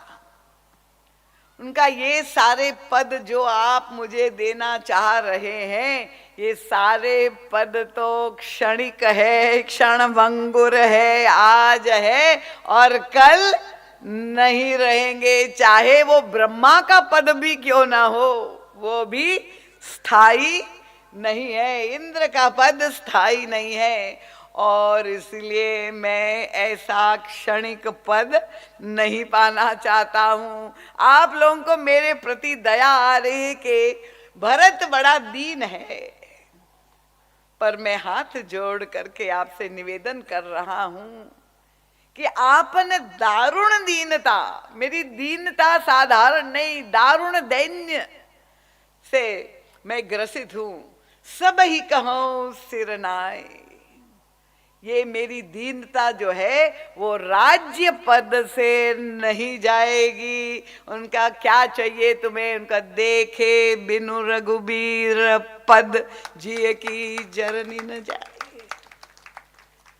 तो भक्त लोग राम पद चाहते हैं, राज्य पद पाने के लिए उत्सुक नहीं होते हैं। तो भरत जी महाराज का जो दृष्टिकोण है कि अगर हमें पद मिले और पद भार हमारे ऊपर आए तो हम किस तरह से उसको स्वीकार करें। ये पद भार स्वीकार करने की कला सीखना हो तो भगवान श्री राम के ये पंचायतन जो है, भरत जी महाराज हो, चाहे हनुमान जी महाराज हो, चाहे लक्ष्मण जी महाराज हो, इन सब की चरित्र के द्वारा आपको ये संकेत मिलता है। ये बात मैं इसलिए कहती हूं क्योंकि अक्सर आजकल एक शब्द सुनने को मिलता है, बहुत तनाव है, बहुत स्ट्रेस है। क्या है? प्रमोशन हुआ है, उच्च पद प्राप्त किया है, पर पत्नी शिकायत करती है मैं पति को खाने का समय नहीं है, इतना टेंशन है, इतना तनाव है। डॉक्टर के पास जाते हैं, जब डॉक्टर को कुछ समझ में नहीं आता है तो ये समस्या क्यों है, कष्ट से पीड़ित है, उन्होंने कहा ये स्ट्रेस के कारण है। तो ये स्ट्रेस, ये तनाव, और फिर वो तनाव प्रबंधन के आप क्लास अटेंड करेंगे, पर ये पद जो आपको मिला है वो पद आपको सुख न दे करके अगर आपके जीवन के दुख का कारण बन गया तो ये आवश्यक नहीं है कि कोई समाज में ही बड़ा पद मिले। आप गृहिणी है, गृह लक्ष्मी है, तो आपको ये गृह लक्ष्मी का जो पद मिला हुआ है उसका भी निर्वहन कैसे किया जाए देवियां। क्योंकि सामाजिक जीवन में भी स्थितियां क्या है कि कोई जिम्मेदारी व्यक्ति लेना नहीं चाहता है आजकल। तो मुझे वो पत्रकार ने कहा, दीदी माँ अपनी कथा में आप ये बातें सूत्र अवश्य करें कि लड़के लड़कियां विवाह नहीं करना चाहते। क्यों नहीं करना चाहते भाई? सरकार ने आनंद से छूट दी है लिविंग इन रिलेशन की, तो अपनी वासनाओं की पूर्ति का मार्ग खुला है, और विवाह करेंगे तो फिर वो सारा भार, जिम्मेदारी निर्वहन करना, सास ससुर जो है वो सारे रिश्ते नाते, तो ये भार वहन करना हम नहीं चाहते हैं। तो ये विदेशों की स्थिति नहीं, अब भारतवर्ष का ये दृश्य, आधुनिक भारत का, विकसित भारत का ये दृश्य है।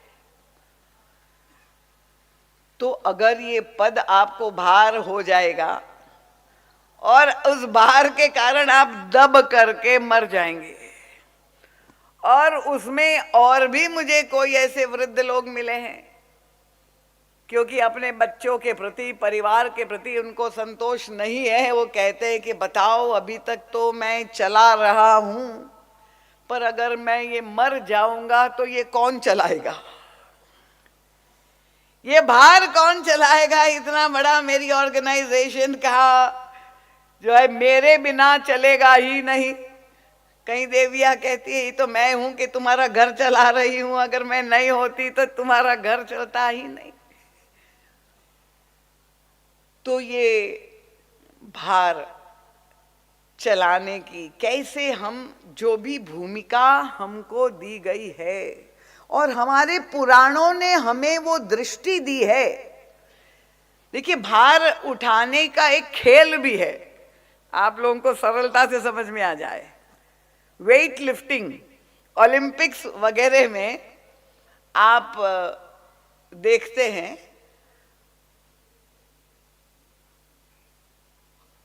कोई समस्या है क्या? तो कथा नहीं सुनना है, शांति से बैठो ना, व्यवधान होता है। तो वेट लिफ्टिंग, भार उठाने की तुम भी सुन लो, तुम्हारे लिए महत्वपूर्ण है। भार उठाने का एक खेल है वेट लिफ्टिंग। आपने देखा है ना कि जितना अधिक से अधिक कंपटीशन होती है, प्रतिस्पर्धा होती है, जितना अधिक से अधिक भार उठाएगा उसी को पुरस्कार मिलेगा। तो व्यक्ति भी अपना भूमिका निभा करते हुए जो है भार उठा रहा है और उसको बड़ा गर्व हो कि मैंने इतना भार उठाया।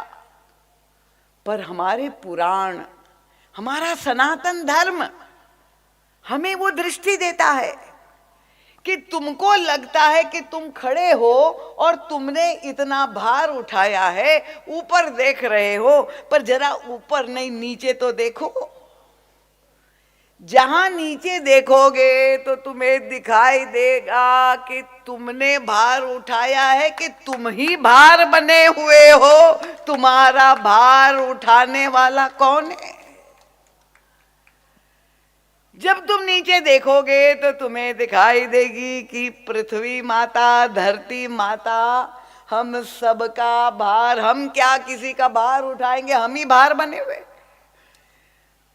तो पृथ्वी माता पर कितना भार है, सारे पहाड़, पर्वत, नदियां, सब कुछ, जितना भी बोझ है, जितना भी भार है वो पृथ्वी पर है। और इसलिए हमारी सनातन धर्म हमें वो देखिए, संस्कारवान भारतीय कैसे होते हैं, जो संस्कार हमें दिए जाते कि सुबह उठते ही सबसे पहले पलंग से नीचे पैर रखने से पहले हमें पृथ्वी माता को प्रणाम करना चाहिए, चरण स्पर्श करके वो धूली लेनी चाहिए और ये मंत्र बोलना चाहिए, समुद्र वसने देवी पर्वत तत्सन मंडले विष्णु पत्नी नमस्तुभ्यम पाद स्पर्श क्षमस्व में। हे माता, हे भूदेवी, आप विष्णु की पत्नी हैं और माँ के ऊपर हम पैर रख रहे, चरण रख रहे हैं, तो हमारा भार तो सब पृथ्वी धरती माता पर है, तो हम क्षमा याचना पहले ही उनका प्रणाम करके ही तब हम अपने शैया से बाहर निकले। तो ठीक है, अब पृथ्वी माता पर इतना भार है। अब महाराज श्री जैसे संवेदनशील कवि हृदय तो सबसे बात करते हैं। महाराज जी ने पृथ्वी माता से जाके कहा कि देवी, आप इतना बड़ा भार उठाए हुए हो, आप हमें भी वो कला सिखा दो, भार कैसे उठाए, क्योंकि हमें तो एक छोटे से परिवार के संचालन का भार जहाँ सहना पड़ रहा है, उसी में हमारा ब्लड प्रेशर हाई हो रहा है। तो आपने तो सारे संसार का भार उठाया हुआ है। पृथ्वी माता ने कहा, अगर आप समझ सके, सुन सके वो संदेश, उसने कहा मैंने कहाँ भार उठाया हुआ है, बल्कि मेरा सारा भार तो भगवान शेष उठाए हुए। जो दिखाई देता है वही सत्य नहीं है। हमारा सनातन धर्म कहता है कि जो नहीं दिखाई देता है, जो वर्णित है। आप लोग अपने बालकों को अंग्रेजियत इंग्लिश कॉन्वेंट स्कूल्स में पढ़ाते हैं, इसमें कोई आपत्ति नहीं है, पर साथ साथ में ये हमारे सनातन धर्म के संस्कार अवश्य दीजिए। इसीलिए ये राम कथा का आयोजन है। उसका उद्देश्य यही है कि हम जीवन में कुछ उतारें। तो पृथ्वी ने कहा, मैं कहाँ भार उठा रही हूँ, अरे मैं तो खुद ही भार बनी हुई हूँ, मेरा भार तो भगवान शेष उठाए हुए। और भगवान शेष के पास महाराज श्री चले गए और शेष भगवान से कहा, शेष आप जानते हैं कौन है? शेष जो है वो काल का प्रतीक है। ये लक्ष्मण जी जो भगवान श्री राम की सेवा में हैं, वो शेषावतार है। तो हमारी पौराणिक धारणा मान्यता ये है कि हमारा भार पृथ्वी पर, पृथ्वी का भार भगवान शेष पर, काल पर। ये काल के द्वारा ही सारी सृष्टि का संचालन हो रहा है। कठिन हो रहा है क्या? तो मैं नहीं जाऊं, क्योंकि वो क्वांटम फिजिक्स अगर कोई साइंटिस्ट हो तो उसका आनंद ले सकता है कि पृथ्वी है मैटर और काल। तो मैटर और काल दोनों, अब काल का संचालन, क्योंकि यहाँ ज्योतिष गणना भी जानने वाले लोग हैं, समय सब कुछ है, कहते हैं ना जब बात है। अगर समय अनुकूल रहा तो व्यक्ति जो भी करेगा उसको सफलता प्राप्त होती जाएगी, और अगर आपका समय प्रतिकूल है तो आप जो भी करेंगे पर आपको असफलता ही मिलेगी। इसलिए हमारे यहाँ कहते हैं कि काल ही सर्वोपरि है, शेष जो है सारी संचालन करना, सारा भार उन पर है। अब भगवान शेष के पास महाराज श्री चले गए कि भाई आप सबका भार उठाए हुए हैं। भगवान शेष ने कहा कि मैं कहाँ पर भार उठा सकता हूँ, इतनी सामर्थ्य मुझ में कहाँ है। जरा देखिए, मेरा भी भार तो नीचे कच्छप भगवान धारण किए हुए, कच्छप के रूप में। आजकल आधुनिक जो है फेंग शुई में हर व्यक्ति अपने घर में कछुआ रख रहा है, पर हमारे यहाँ तो पौराणिक संस्कृति है, कच्छप भगवान अवतार है जो सबका भार, तो सबके मूल में भगवान है।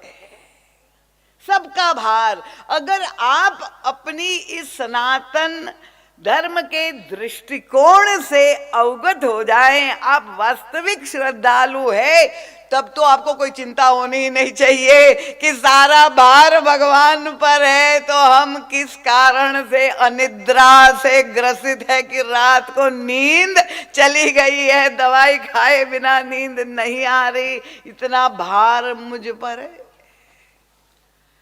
तो ये तो भगवान श्री राम, देखिए उनके अनुज भरत जी महाराज, लक्ष्मण जी महाराज, श्री हनुमान जी महाराज की लीला में आप देखेंगे कि सारे जो कैसा संगठन होना चाहिए।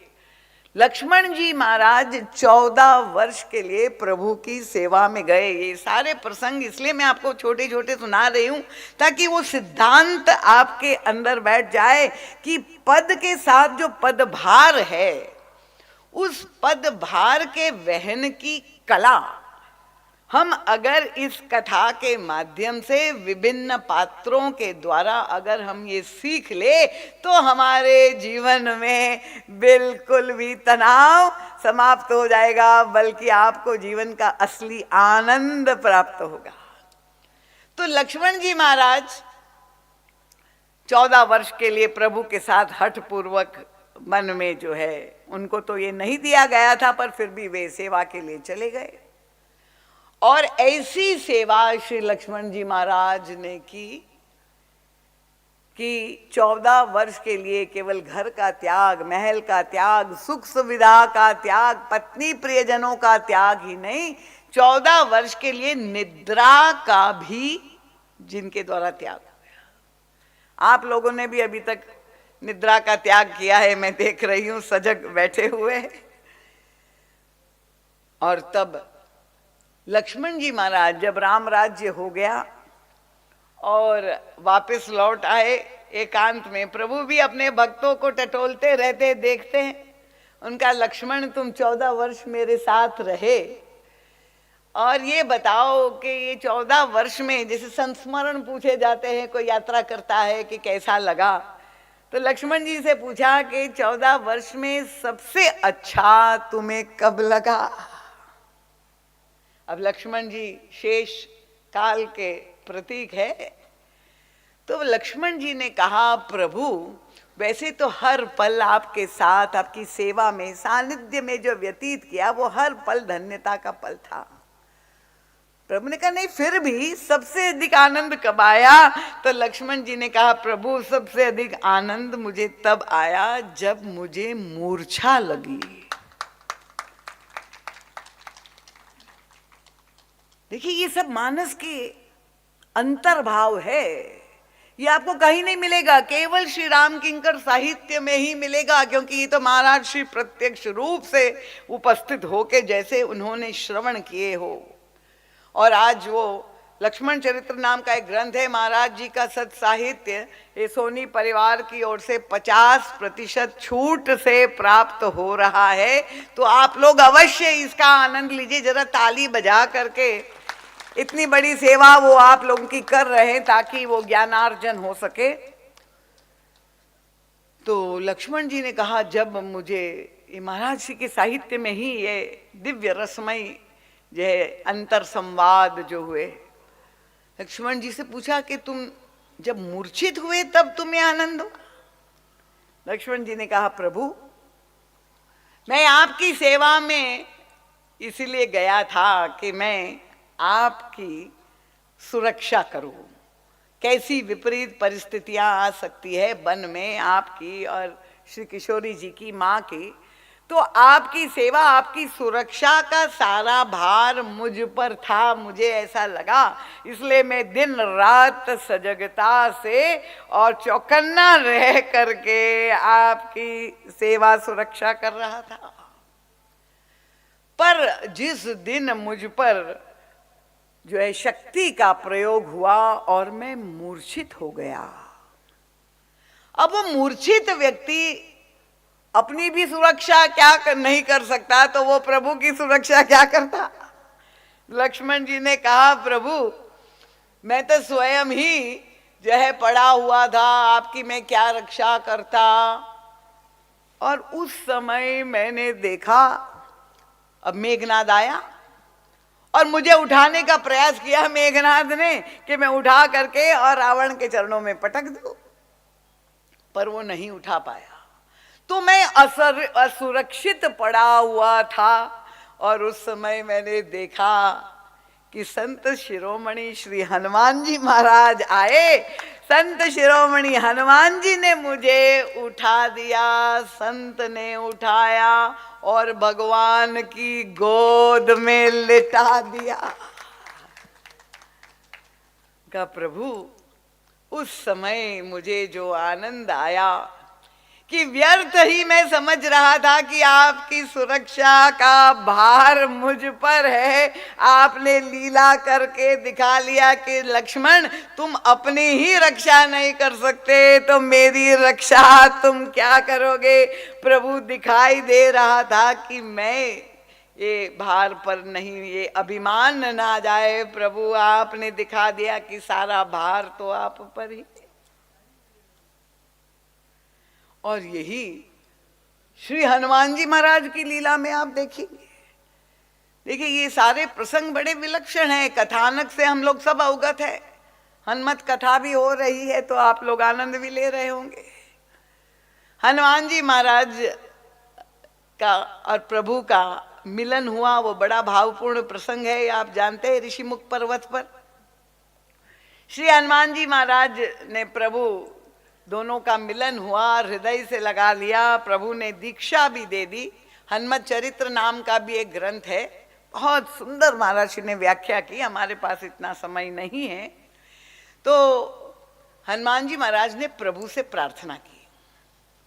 जब हनुमान जी को आशीर्वाद मिल गया, सब कुछ प्रभु ने स्वीकार कर लिया, दीक्षा दे दी, तब हनुमान जी महाराज ने प्रभु से निवेदन किया, नाथ शैल पर कपिपति रही, सो सुग्रीव दास तव अहि, तेहि सन नाथ मैत्री कीजे, और दीन जानी तेहि अभय करीजे।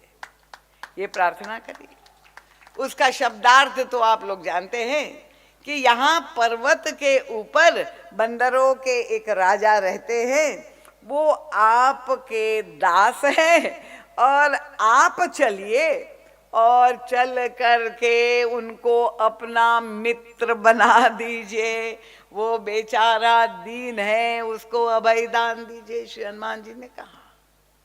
तो इतना रोचक, इतना मार्मिक, इतना दिव्य वो संवाद है। आप अवश्य हनुमत चरित्र नाम के ग्रंथ में उसे पढ़े, मेरे पास समय नहीं है। और हनुमान जी ने प्रभु से एक और निवेदन किया कि प्रभु, पर्वत पर चलना है तो ऊपर चढ़ना का कार्य तो कठिन कार्य है, तो आप दोनों मेरे पीठ पर बैठ जाइए और मैं आपको ऊपर ले चलता हूं। तो जब ये प्रस्ताव हनुमान जी महाराज ने प्रभु से किया, तब प्रभु ने श्री लक्ष्मण जी की ओर देखा। लक्ष्मण, आंखों आंखों में, इशारों में ही बात है, मानस की चौपाई नहीं। मैंने कहा ये अंतर्भाव है, ये तो केवल युग तुलसी परम पूज्य महाराज श्री का साहित्य जो पढ़ेगा उसको ये आनंद मिल सकता है। लक्ष्मण जी की ओर देखा प्रभु ने कि लक्ष्मण, ये तो अनोखा सेवक मिल गया, क्योंकि हनुमान जी तो अभी अभी आए थे। तो प्रभु ने कहा कि लक्ष्मण, सारी पृथ्वी का भार तो तुम पर है शेष के रूप में, और शेष का भार जो है भगवान कच्छप पर है। और अब ये नया सेवक आ गया, कह रहा है कि तुम दोनों का भार मैं उठा लूंगा। तो ये तो विलक्षण सेवक है, उनको तो एंट्री करने जो है अपने संगठन में मिलाने लायक है भाई। लक्ष्मण जी की ओर देखा कि तुम्हारा भार और मेरा भार, दोनों भार उठाने वाला आ गया कोई तीसरा। तो प्रभु ने हनुमान जी से कहा कि वास्तव में हनुमान जी महाराज, आपने तो हम दोनों का भार जय हमको भार मुक्त कर दिया, हमारा सारा भार आपने उठा लिया, तो हम तो निश्चिंत हो गए। तब श्री हनुमान जी महाराज ने क्या कहा? हनुमान जी महाराज ने कहा, नहीं प्रभु, ये मत समझिए कि मैंने आपको भार मुक्त कर दिया है। मैंने तो ये कार्य इसीलिए किया है कि मैं चाहता हूं कि मेरा सारा भार की चिंता आप करे, तो मैंने आपके ऊपर चिंता का भार और डाल दिया है। तो प्रभु ने पूछा, क्या मतलब हनुमान? मैं समझा नहीं। उनका, देखिए प्रभु, व्यक्ति जब ऊपर चढ़ता है, देखिए पद जब प्राप्त करना होता है, आप किसी भी अपने क्षेत्र में करियर में राइज करते हैं, ऊपर चढ़ रहे हैं, तो व्यक्ति जितना ऊपर चढ़ेगा उतना ही उसके नीचे गिरने की संभावनाएं बढ़ती जाएगी। बहुत ही ऊपर पहुंच गया, देखिए अगर आप गिर जाएं, यहां पर खड़े हैं, जमीन पर गिर जाए तो हल्की सी चोट लग सकती है, ठीक हो जाएंगे। पर अगर आप 10 मंजिल से गिरे तो हो सकता है हड्डी पसली टूट जाए। पर शिखर पर पहुंच करके कोई गिरे, पर्वत पर से गिरेगा तो पूरा सफाया हो जाएगा। तो संभावना फिसलने की, जो व्यक्ति ऊपर चढ़ता है तो पतन की, फिसलने की, गिरने की संभावनाएं बढ़ जाती है। हनुमान जी महाराज ने कहा कि प्रभु, जब मैं ऊपर चढ़ रहा हूं तो ये संभावना है कि मेरा पैर भी फिसल जाए। ये भय तो हर व्यक्ति को होता है। मैंने इसीलिए आपको पीठ पर बिठाया है प्रभु, क्योंकि अगर जो पीठ पर, जिसके पीठ पर बैठा हुआ हो व्यक्ति, वो तो हर समय आतंकित रहेगा कि हमको ढोने वाला अगर गिर जाएगा तो हमारा तो पूरा चकनाचूर हो जाएगा कि हम तो कहीं हाथ में आएंगे ही नहीं। तो उनका, प्रभु मैंने इसीलिए आपको पीठ पर बैठाया है कि हर समय आपको ये चिंता बनी रहे कि हनुमान गिर न पाए, फिसल न पाए, उसका पतन न हो पाए। तो भक्त का पतन का मतलब भगवान का पतन, क्योंकि उन्होंने तो शरणागत हो गया है, सारा भार जब उन पर सौंप दिया है, तो अगर भक्त गिरेगा तो भगवान की महिमा भी कहीं ना कहीं आहत हो जाएगी। इसलिए हनुमान जी महाराज ने कहा, प्रभु मैंने आपकी चिंता भार कम नहीं किया, आपको चिंता का भार और बढ़ा दिया है। तो एक और तो हम देखते हैं भगवान श्री राम का संगठन, देखिए जिसके द्वारा अयोध्या में राम राज्य की स्थापना हुई, और दूसरी ओर यही मानस में गोस्वामी तुलसीदास जी एक दूसरे राष्ट्र की बात करते हैं, जो मानस का खलनायक है, और वो भी शासन करता है, वो भी राजा है, और चक्रवर्ती सम्राट ही नहीं है, वो तो जिसने त्रिलोक पर विजय प्राप्ति, स्वर्ग आदि भी सबके हाथ में थे, वो दशानन 20 भुजा वाला रावण भी राजा है। पर लंका का शासन किस पद्धति से रावण करता है, परम पूज्य महाराज तो ये दोनों तुलना करके हमें दिखाते हैं। प्रभु तो चाहते ही नहीं थे कि किसी तरह से युद्ध हो जाए, रावण के परिवर्तन हो जाए। उनको समझाने के लिए बार बार शांति दूत भेज रहे, पहले श्री हनुमान जी को, फिर अंगद को भेजा, और अंगद को जब भेजा तो रावण स्वयं अपनी सारी उपलब्धियों का गायन करने लगा। तुम जानते हो, तुम उस वनवासी जो है वो राम, जो जिसको देश निकाला दे दिया गया, तुम उनकी महिमा गा रहे हो, पर तुम हमको तो देखो, पहले तुम्हें मालूम है मेरी उपलब्धि, मैंने कितनी बार अपने हाथ से अपना सिर काट करके और अपने इष्ट शंकर जी को चढ़ा दिया। उसका व्यंग क्या था कि जिसकी तुम पूजा कर रहे हो, क्योंकि उसने सुना था कि समुद्र तट पर भगवान श्री राम ने रामेश्वर भगवान की स्थापना बालू से की थी और वहां उनकी सेवा फल फूल जो है पत्ती से जल से उन्होंने सेवा की थी। तो उनका तुम्हारा राम तो फूल पत्ती से सेवा कर रहा है, कहीं सुना नहीं होगा कि मैंने अपना सिर कमल कितनी बार काट करके शंकर जी को चढ़ा दिया। फिर उसने कहा यही नहीं, तुम्हें मालूम नहीं है कि मेरी क्षमता कितनी है, मैं कितना भार उठा सकता हूं।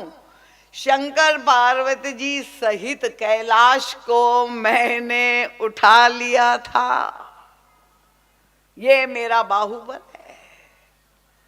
और तब अंगद के सामने जब ये चर्चा करा, बहुत ही सुंदर संवाद है, आपको लंका कांड में वो मिलेगा, साहित्य में आप पढ़ सकते हैं। जो है अंगद ने कहा, रावण तुम्हारी ये उपलब्धियां सुन करके मैं इस निष्कर्ष पे पहुंचा हूं कि ये तुम्हारा जो व्यक्तित्व बना है ना, वो दो को मिलाकर बना है। किसको मिलाकर? अंगद ने कहा गधा और पतंगा, ये दोनों को मिला करके ये तुम्हारा व्यक्तित्व बना है। अब रावण को क्रोध आया, क्या मतलब है तुम्हारा, तुम क्या बताना चाहते हो? अब पतंगे के बारे में यही कहा जाता है, और कवि लोग तो बड़ी बड़ी कविताएं भी लिख देते कि इतना बड़ा प्रेमी है पतंगा, दीपक को देखते ही दीपक की लौ के पास वो आकर्षित हो जाता है और जाके अपने प्राणों को भी स्वाहा कर देता है, दीपक के पास जाके जल जाता है पतंगा। तो अब कवि लोग चाहे जो भी कहे, पर क्या इसको वास्तविक प्रेम कह सकते हैं क्या? कि आपका अगर कोई प्रिय है और उस प्रिय के पास आप जा करके जीवन नष्ट कर दे, तो क्या इसको प्रेम कहते? तो अंगद ने कहा, आपने अपना सिर काट काट करके चढ़ाया, पर नया सिर तो निकलता गया। इसका मतलब तो यही हुआ कि आपने सिर चढ़ाया भगवान शंकर को। नॉर्मली जब आपका कोई प्रिय हो और आप उनकी प्रसन्नता के लिए आप कोई उनको गिफ्ट देना चाहते, तो जो उनको प्रिय लगे वही वस्तु आप भेंट करेंगे। तो अंगद ने कहा कि तुमने सिर काट करके चढ़ाया और क्या हुआ कि शंकर जी ने उसे लौटा दिया। जितने तुम सिर देते रहे शिव जी वो लौटाते रहे, तुम्हारे नए नए सिर निकलते रहे। उन्होंने रिजेक्ट क्यों कर दिए कि मुझे ऐसा अभिमान से भरा हुआ सिर नहीं चाहिए, इसलिए लो रिटर्न गिफ्ट में तुम्हारा सिर तुम्ही को लौटा देता। और गधा क्यों कहा? उनका गधा भार ढोता है। तुम कह रहे हो कि मैंने पूरा पर्वत सही, शंकर जी और पार्वती जी बैठे हुए थे, शिव परिवार बैठा था, सबको उठा लिया, इतना मुझ में जो है भार उठाने की क्षमता है। इनके तुम पूरे गधे हो। क्यों? उनका गधे का स्वभाव तो है, वो भार तो ढोता है, पर गधे को यही नहीं पता है कि उस पे लदा क्या है।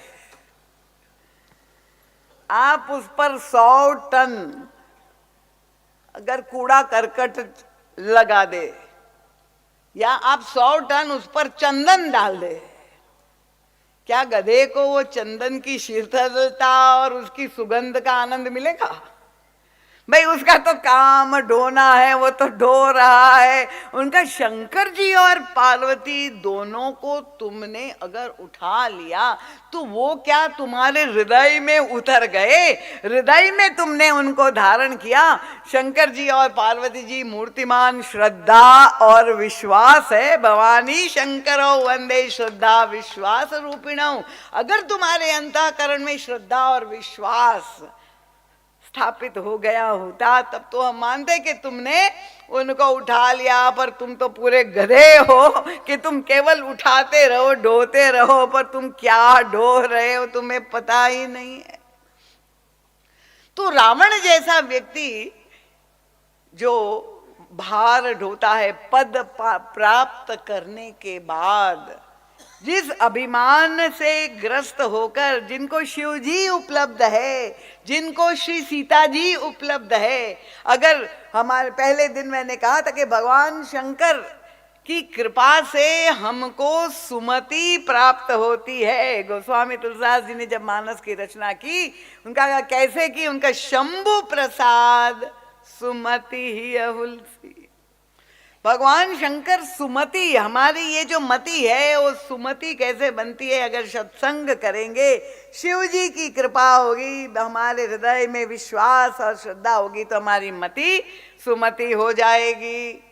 पर क्या उन्होंने, भगवान शंकर और ब्रह्मा जी दोनों उनके पास आए तो क्या उन्होंने सुमति मांगी? उन्होंने तो यही मांगा, हम काहू के मरई न मारे, मेरा ये स्थूल शरीर अमर हो जाए बस। ये देहवाद, ये आजकल जो भोगवाद चल पड़ा है, ये भोगवाद के मूल में वृत्ति यही है कि देह ही सत्य है, और इस देह में जो दशेंद्रिय है, ये इंद्रियों को जो सुख मिलता है विषय भोग करके मिलता है, और इसलिए अधिक से अधिक मात्रा में हम विषय परायण होके विषय भोग करके अपने को सुखी बना ले। यही भोगवाद का सिद्धांत है। तो इंद्रियों को आप कितना ही सुख की सामग्री दे दे, पर होता क्या है, भोगे रोग भयम।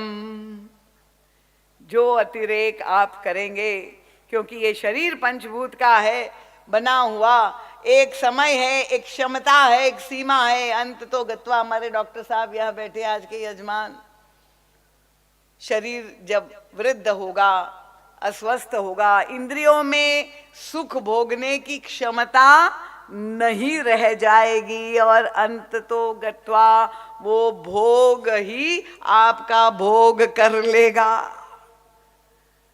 पर हम लोग अध्यात्म की परंपरा जो हमारे राष्ट्र की है उसको भूल करके हम पाश्चात्य, ये जो आंधी चली है उससे प्रभावित हो करके केवल भोगवाद, हमारा मैं और मेरा परिवार, एंजॉय, जीवन का नाम क्या है, एंजॉय करो बस।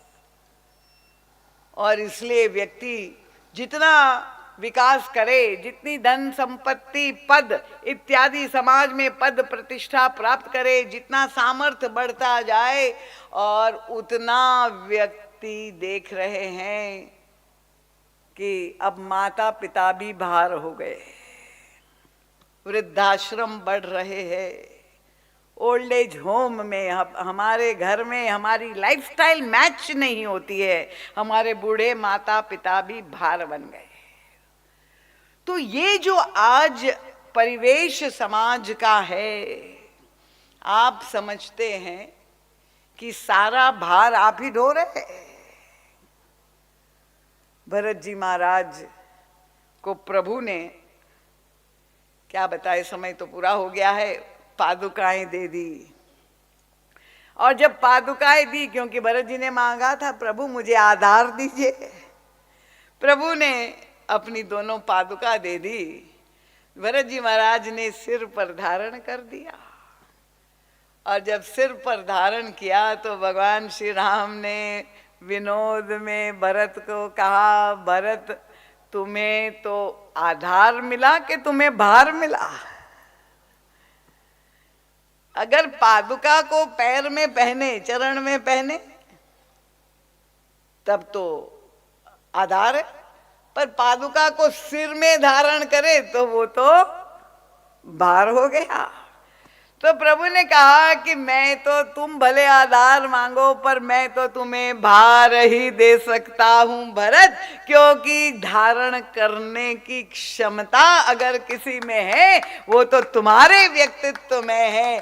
तुम ज्ञान का, भक्ति का, कर्म का, देखिए ये धर्म शब्द, पत्रकारों ने मुझे पूछा था धर्म क्या है, यानी कि जो समाज को धारण करता है, धारयति इति धर्म, जो सारे समाज को धारण करता है उसको धर्म कहते हैं।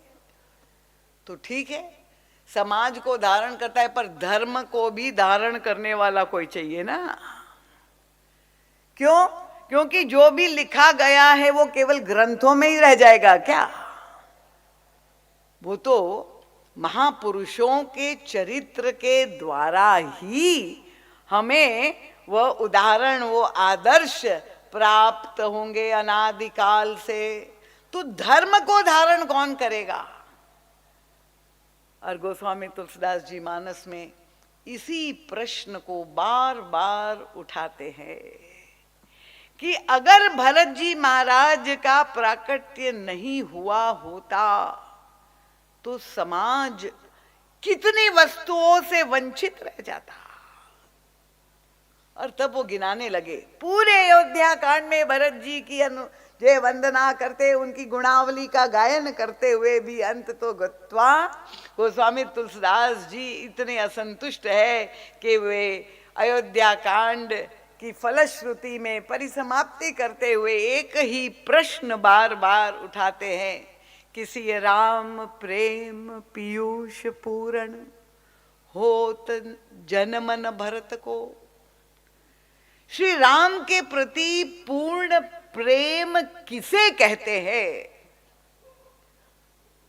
वह एकमात्र भरत के चरित्र से, व्यक्तित्व से प्रकट हुआ।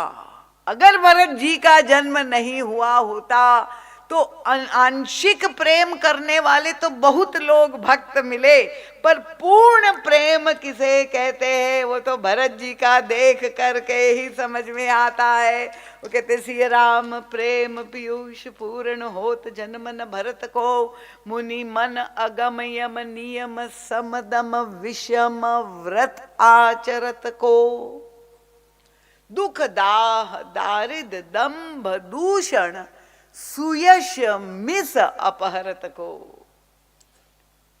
महाराज ने जाके गोस्वामी जी से पूछा कि आप ये कह रहे हैं भरत जी नहीं हुए होते तो समाज वंचित हो जाता, कि इतने, ठीक है त्रेता युग की बात आप कर रहे, द्वापर की बात कर रहे, पर पुराणों में आप श्रीमद् भागवत में पढ़िए, कितने राजाओं की परंपराओं की कथा प्रारंभ में आती है, तो आप जानते ही, सुनते हैं कथा।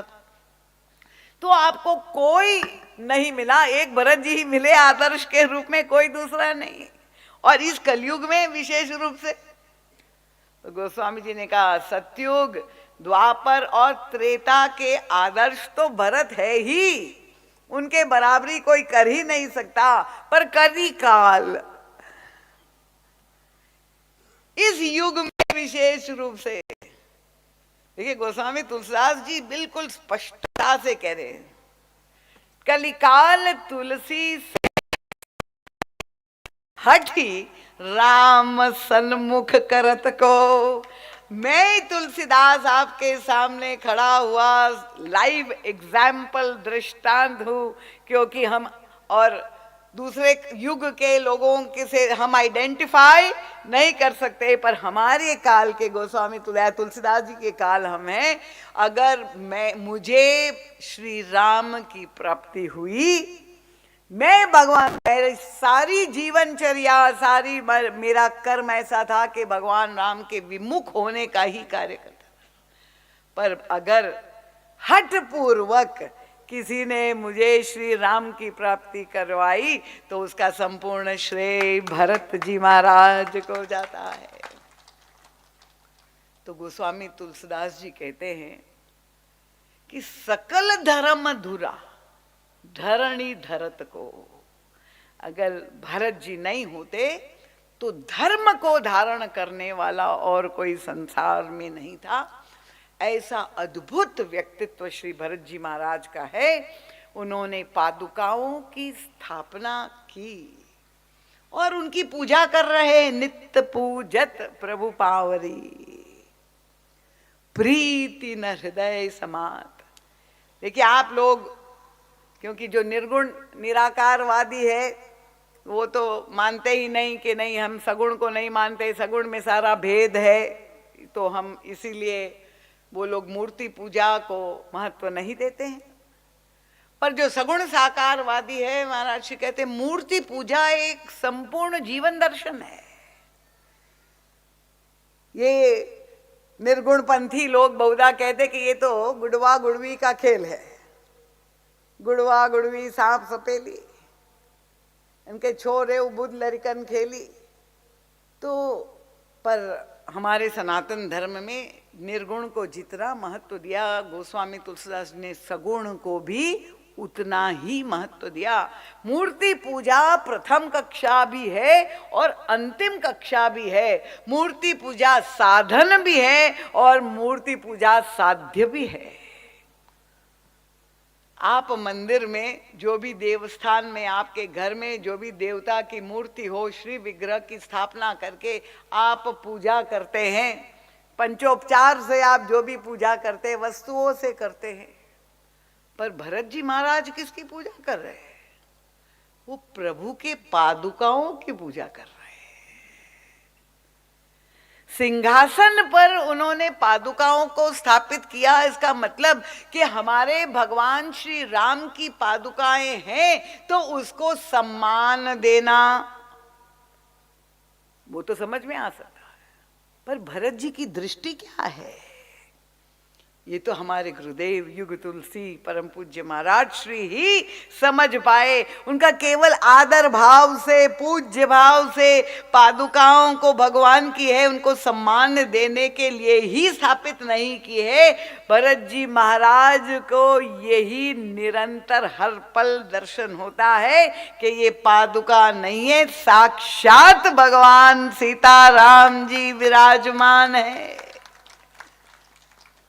भरत मुदित अवलंब लहेते, अस सुख जस सिय राम रहते। जब लौट रहे हैं, पादुकाओं को सिर पर धारण किए, तो भरत जी को ये नहीं लग रहा है कि प्रभु वन में रह गए और मैं पादुका लेके जा रहा हूं। भरत जी को यही अनुभव हो रहा है कि भगवान वापस मेरे साथ अयोध्या लौट रहे हैं और इसलिए सिंहासन पर प्रभु पादुका। तो ये दृष्टि जो जड़ में भी चेतन का दर्शन कर सके, क्योंकि हमको लगता है मूर्ति जड़ है, उसकी क्या पूजा की जाए।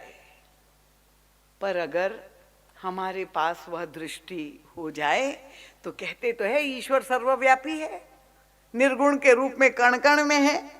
यही तो मानते हैं ना निर्गुण निराकारवादी, कि कण कण में, जड़ चेतन में सर्वत्र ईश्वर की सत्ता व्याप्त है, ब्रह्म चेतना व्याप्त है।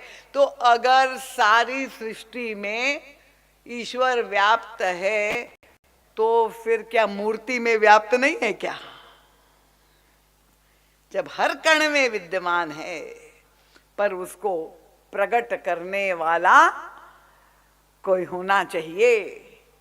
और इसलिए संसार का सबसे बड़ा आस्तिक अगर कोई हुआ, वो है भक्त प्रहलाद, जिसने पत्थर में से भगवान को प्रकट करके दिखा दिया। क्योंकि हिरण्याक्ष कौन था? सबसे बड़ा नास्तिक। देखिए कितनी विचित्र लीलाएं हैं सारी। संसार का सबसे बड़ा नास्तिक कौन है? हिरण्यकशिपु। और उसी के घर में सबसे बड़ा आस्तिक प्रकट हुआ। और उन्होंने, उनके पिता ने कितना प्रताड़ित किया। वो कथा आप लोग सब भागवत की सुनते हैं तो सब जानते ही है कि किसी तरह से भी वह ईश्वर को न माने। अगर माने बिना नहीं रहता है तो मैं ही ईश्वर हूँ, यही उन्होंने जो है सब प्रजा को कन्विंस करने का प्रयास किया। और उन्हीं के घर में एक बालक ने ये प्रमाणित कर दिया कि नहीं, इस जलते हुए अग्नि के खंभे में भी मेरा ईश्वर विद्यमान है।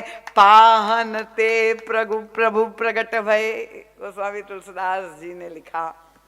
तो इसीलिए ये श्री भरत जी महाराज हमें वो कला सिखाते हैं कि अगर हमें पद मिला हुआ है तो ये पद किसका है और किस तरह से हम ये पद भार को स्वीकार करते हुए जीवन में तनाव मुक्त हो करके और जीवन का सच्चा आनंद ले सकते हैं।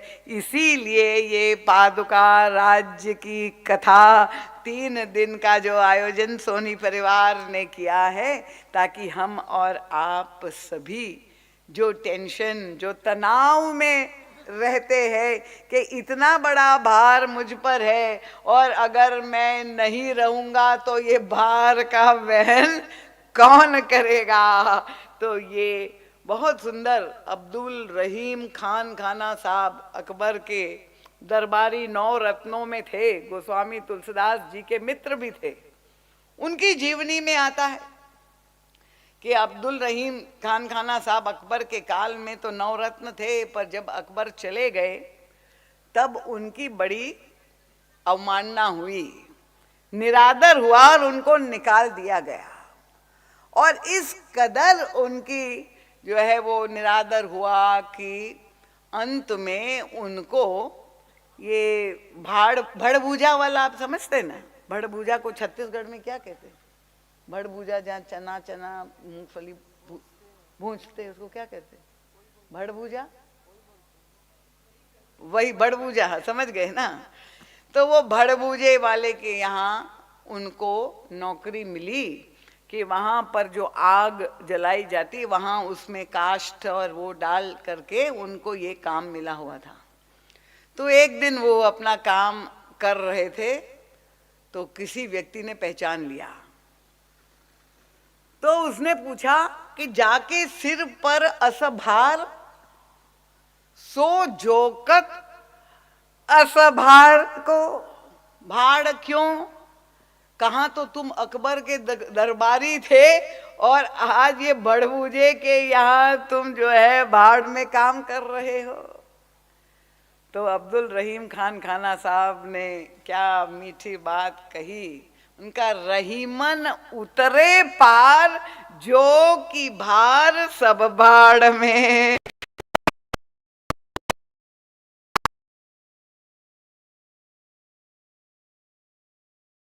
का आनंद मिल गया। तो सबके लिए तो संभव नहीं है कि अपने सारे दायित्व का भार आप भाड़ में डाल दें। तो हमारे जो ये आदरणीय भूतपूर्व बीजेपी के जो कार्याध्यक्ष यहाँ बैठे हुए बड़ा आनंद मैं देखी पूरी कथा में ले रहे हैं, क्योंकि रहीमन ने सारा भाड़ जो है भाड़ जोक दिया है, इसलिए वो आनंद से कथा सुन रहे। नहीं तो कहाँ कथा सुनने का ये सत्ताधीश में, जिसमें सत्ता संचालन करना है, उनको समय कहाँ मिलता है। तो कल कथा का विश्राम दिवस है और जो भी बिंदु, क्योंकि भगवान श्री राम तो आनंद सिंधु है और सिंधु का एक बिंदु भी यथेष्ट है। अनादिकाल से अनादिकाल तक, अनंत काल तक सारे संसार को तृप्ति और आनंद देने के लिए राम सिंधु का एक बिंदु भी यथेष्ट है। और इसलिए ये राम कथा तो अनंत है। 3 दिवसीय हम लोगों को ये सुअवसर मिला है। आप सबके चरणों में बार बार नमन प्रार्थना करती हूँ। महाराज श्री का सद साहित्य आया हुआ है, 50% छूट आज है। आप लोग अगर साहित्य प्रेमी हैं, पढ़ने की, क्योंकि परंपरा बहुत शीघ्रता से समाप्त हो रही है, पर फिर भी यहाँ कई टीकाकार बंधु, व्याख्याकार, उन सबको महाराज श्री के ग्रंथों के द्वारा बनी बनाई सामग्री मिल जाती है। कथा कहनी है जिनको, तो आप लोग जरूर उसका जो है लाभ ले ले। प्रातःकाल प्रार्थना सभा जो नित्य प्रति 9 बजे से 12 बजे तक होती है, कल विश्राम दिवस, उसमें भी आप लोग सब सम्मिलित हो सकते हैं। और महाराज श्री का सत साहित्य और इलेक्ट्रॉनिक डिजिटल मीडिया में चैनल्स, 4 चैनल है। साहित्य स्टॉल पर आपको वो लिंक मिल जाएगी, जिसके द्वारा नित्य प्रति आप महाराज श्री के ये विलक्षण चिंतन, जीवन उपयोगी जो संदेश है, मानस से शास्त्र जो संगत है, उसे जोड़ करके आप नित्य प्रति हम कथा अपलोड करते हैं, सूत्र शॉर्ट्स में, रील्स में, तो आप ये कथा का लाभ मोबाइल के द्वारा भी प्राप्त कर सकते हैं।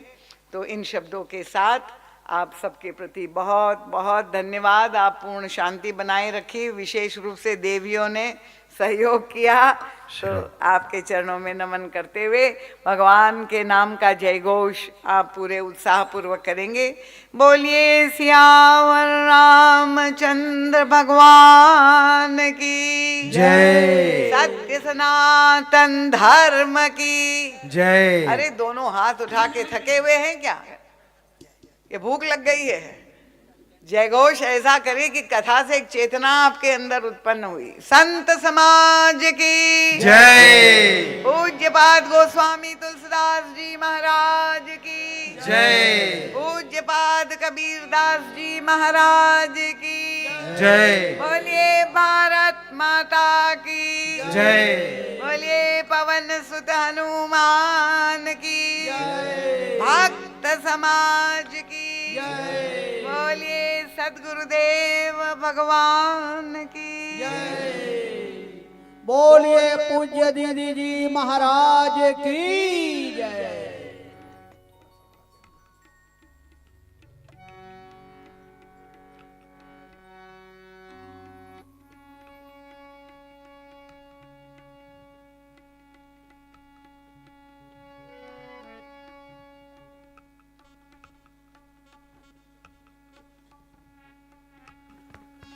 अभी रामायण जी की आरती होगी। आरती लेकर के, प्रसाद लेकर के ही आप लोग यहाँ से प्रस्थान करें। सबसे प्रार्थना है आगे आ जाएं, सब लोग आरती में सम्मिलित हो।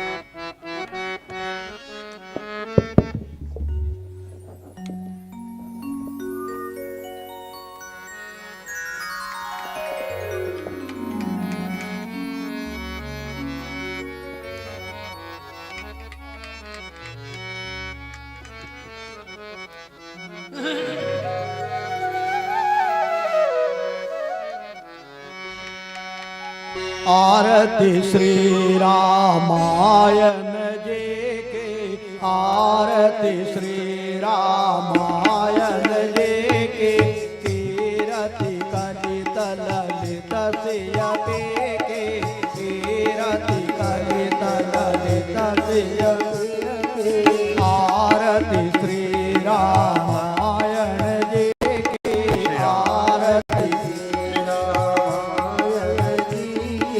गावत ब्रह्मादिक मुनि नारद, गावत बाल्मीक विज्ञान विशारद, बाल्मीक विज्ञान विशारद, सुख सनकादिशेष अरु सारद, सुख सनकादिशेष बरनि पवन रतनी के, बरनि पवन रतनी के, आरती श्री रामायण जी के,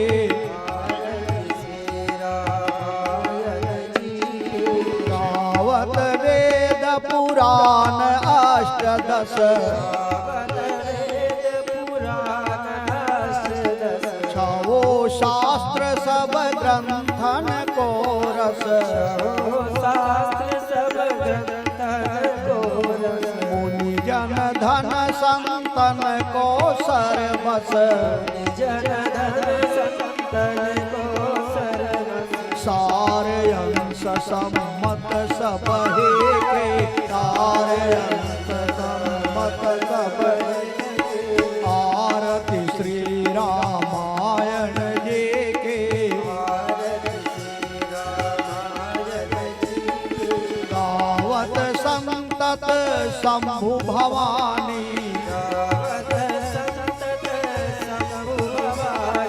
अरुघट संभव मुनि विज्ञानी, व्यास आदि कवि वर्ज बखानी,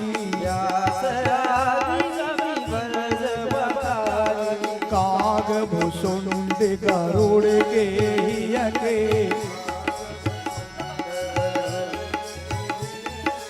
आरती श्री रामायण जी के कलिमल हरण विषय रस पेगे कलिमल हरण विषय रस पेगे सुभग सिंगार मोख जुबते के सुभग सिंगार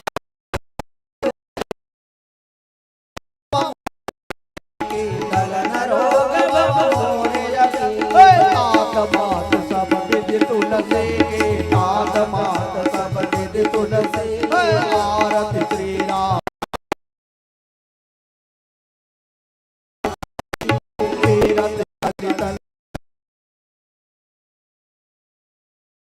आरती श्री रामायण जी के आरती श्री रामायण जी के आरती श्री रामायण जी के आरती श्री रामायण जी बोलिए सियावर रामचंद्र भगवान की जय श्री राम। सतगुरुदेव श्री भगवान राम। की जय। आज हमारे बीच हमारे प्रदेश के लोकप्रिय सांसद श्री विजय बघेल जी की धर्म पत्नी श्रीमती रजनी बघेल जी ने आप दीदी माँ का स्वागत किया। आज बहुत बहुत धन्यता श्री त्रिपाठी जी जो हमारे बीच आए। आज उनका भी हम भव्य तालियों से स्वागत करें। पुनः एक बार दीदी माँ से प्रसाद ग्रहण करके, दीदी माँ से प्रसाद लेकर के आप तालियों से स्वागत करें।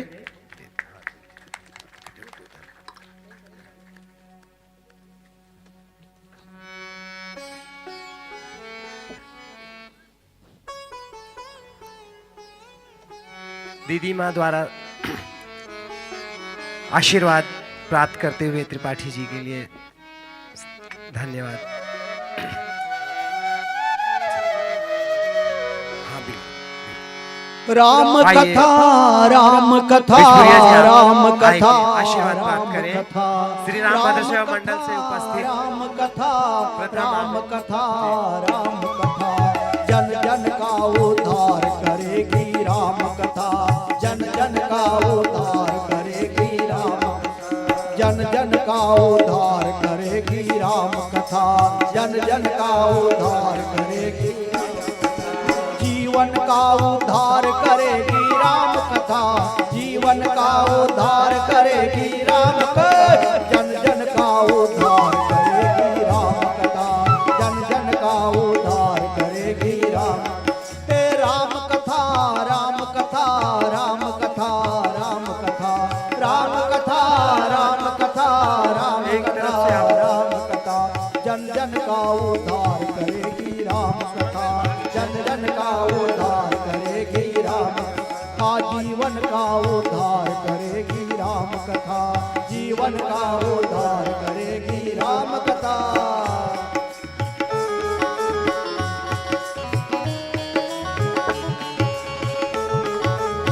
श्री राम।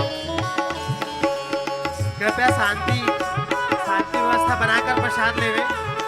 प्रसाद सभी को मिलेगा, आशीर्वाद सभी को मिलेगा। कृपया आराम से एक तरफ से आप प्रसाद लेवे, दूसरी तरफ से आप प्रसाद लेकर के नीचे उतरने की व्यवस्था की गई है। श्री राम। राम लखन प्रिय भरत शत्रुघ्न राम लखन सिय भरत शत्रुघ्न संग जानकी अंजनी नंदन संग जानकी अंजनी नंदन संग जानकी अंजनी नंदन। हमारे भी श्री राम भद्र सेवा मंडल से उपस्थित देवलिया अंकल जी हमारे पूज्य पिताश्री के संबंध में 2 शब्द कहना चाहेंगे। श्री राम। राम लखन भरत राम लखन प्रिय भरत शत्रुघ्न संग जानकी अंजनी नंदन जानकी अंजनी नंदन। मन मंदिर दरबार करेगी राम कथा, मन मंदिर दरबार करेगी राम कथा, जीवन का उद्धार करेगी राम कथा, जीवन का उद्धार करेगी राम कथा, जन जन का उद्धार करेगी राम कथा, जन जन का उद्धार करेगी राम कथा, जीवन का उद्धार करेगी राम कथा, जीवन का उद्धार करेगी राम कथा। श्री राम, श्री राम। जय श्री राम। श्री सोनी जी, श्री नारायण प्रसाद जी सोनी जी, श्री रामभद्र सेवा मंडल की जब स्थापना 1983 में हुई थी तब से जुड़े हुए थे। अब ये बताइएगा, वो स्मृति नगर से वीआईपी नगर में यदि सुंदरकांड का अखंड रामायण का पाठ होता था तो वो साइकिल से वहां तक जाते थे, उस साइकिल से वहीं से वापस आते थे। उन्होंने हमारे गुरुदेव आचार्य श्री प्रेम नारायण शर्मा जी से गुरु दीक्षा ली थी। उन्होंने अष्टाक्षर मंत्र के कई पुरस्चरण किए हुए थे। उनकी तपस्या का फल है कि आज उनके पुत्र और उनके परिवार का हर सदस्य सुखी, समृद्धवान, ऐश्वर्यवान है और सनातन संस्कृति में जो पिता के दायित्वों का पुत्र को जो निर्वाह करना चाहिए उस निर्वाह को वो आनंद कर रहे, निर्वाह कर रहे हैं।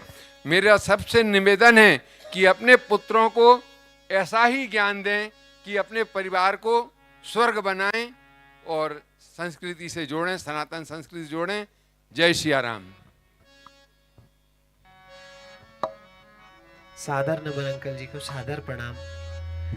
आपका आशीर्वाद मिला, बहुत ही अच्छा लगा। हमारे परम श्रद्धेय गुरु जी के सामने अपने हमारे पिताजी की जो स्मृतियाँ थी वो कहीं, आपको बहुत बहुत धन्य से दिल से प्रणाम करते हैं। हमारे पापा जी इतने सरल हैं कि आज भी सब लोग उन्हें याद करते हैं और इनका आशीर्वाद हमें बना रहता है। हमारे पापा जी के परम मित्रों में से देवलिया अंकल और पूरा श्री रामभद्र सेवा मंडल है। मैं क्या कहूँ जी, गुरु कृपा है।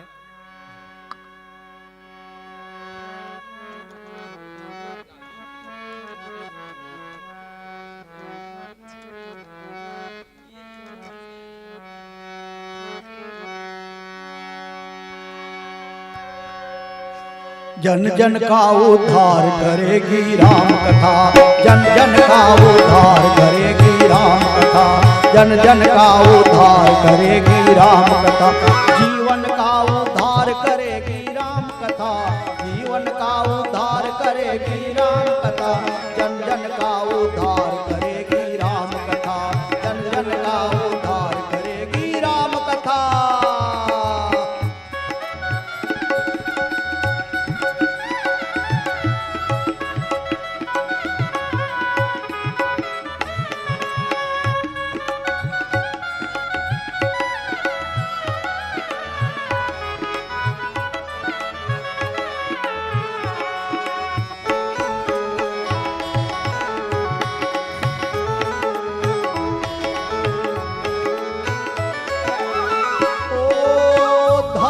कर्म करुणा श्रद्धा से, न्याय नीत नित मर्यादा से, न्याय नीत नित मर्यादा से, धर्म कर्म करुणा श्रद्धा से, न्याय नीत नित मर्यादा से, न्याय नीत नित मर्यादा से, राम राज साकार करेगी राम कथा, राम राज साकार करेगी राम कथा, जन जन का उद्धार करेगी राम कथा, जन जन का उद्धार करेगी राम कथा, जीवन का उद्धार करेगी राम कथा, जीवन का उद्धार करेगी राम कथा, जन जन का उद्धार करेगी राम कथा। के रूप में आशीर्वाद ही आपको मिल रहा है, जो बहुत दुर्लभ है। ये संयोग बना है, आप सभी आकर के दीदी माँ से आशीर्वाद प्राप्त करें।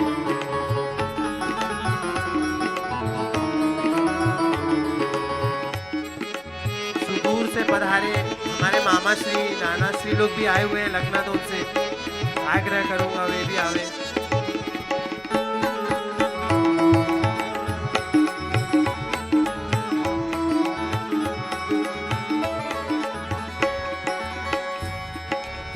राम कथा जो श्रवण कराते, राम कथा जो श्रवण कराते, सरल प्रेम से सुनने आते, सरल प्रेम से सुनने आते।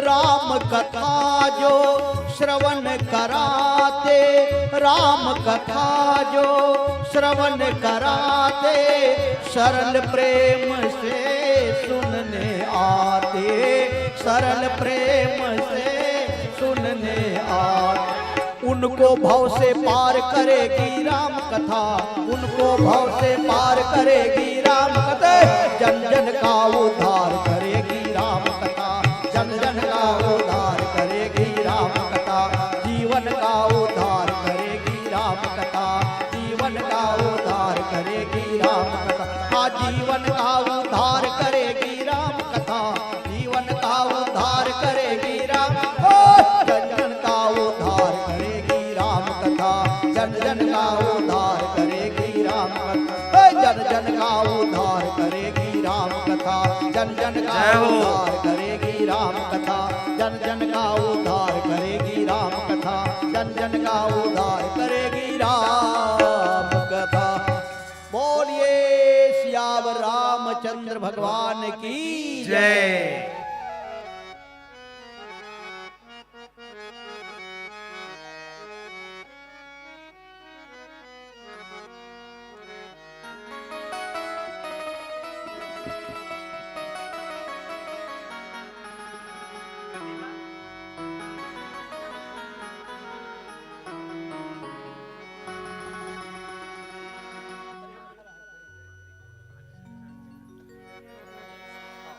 गुरुवर तेरी कृपा से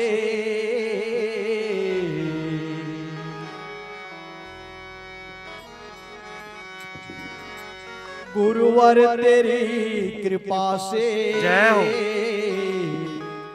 सब काम हो रहा है,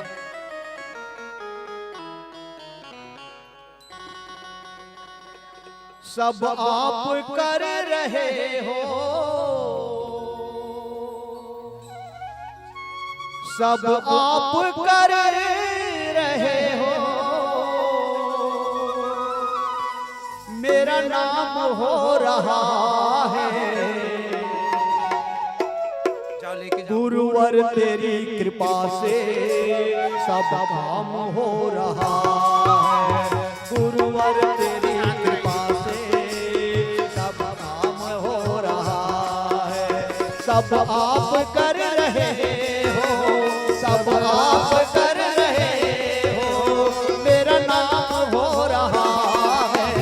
गुरुवर तेरी कृपा से सब काम हो रहा है, गुरुवर तेरी कृपा से सब काम हो रहा है।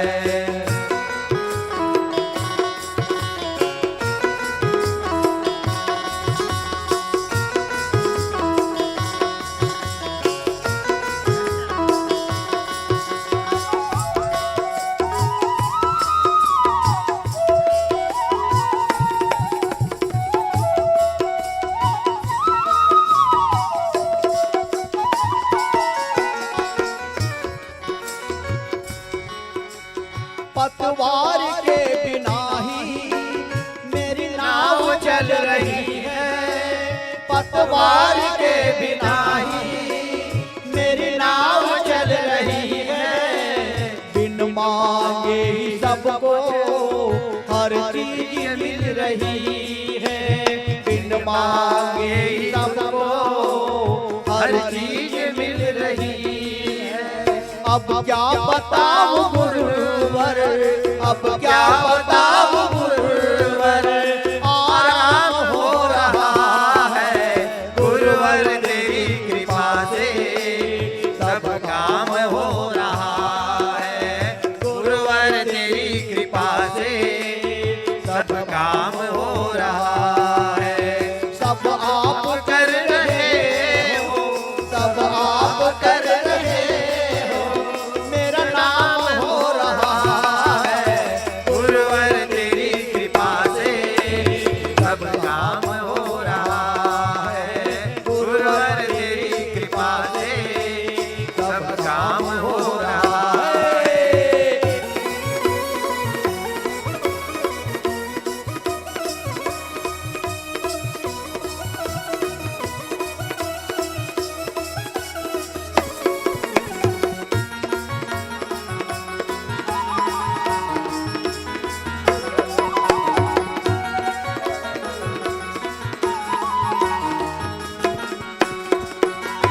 दुनिया में होंगे लाखों, तेरे जैसा कौन होगा, दुनिया में होंगे लाखों, तेरे जैसा कौन होगा, दुनिया में होंगे लाखों, दुनिया में होंगे लाखों, दुनिया में होंगे लाखों, दुनिया में होंगे लाखों, हाँ दुनिया में होंगे लाखों, तेरे जैसा कौन होगा, दुनिया में होंगे लाखों, तेरे जैसा कौन होगा, तेरे जैसा दयालु भला ऐसा कौन होगा, तेरे जैसा दयालु भला ऐसा कौन थामा है तेरा दामन, थामा है तेरा दामन, आराम हो रहा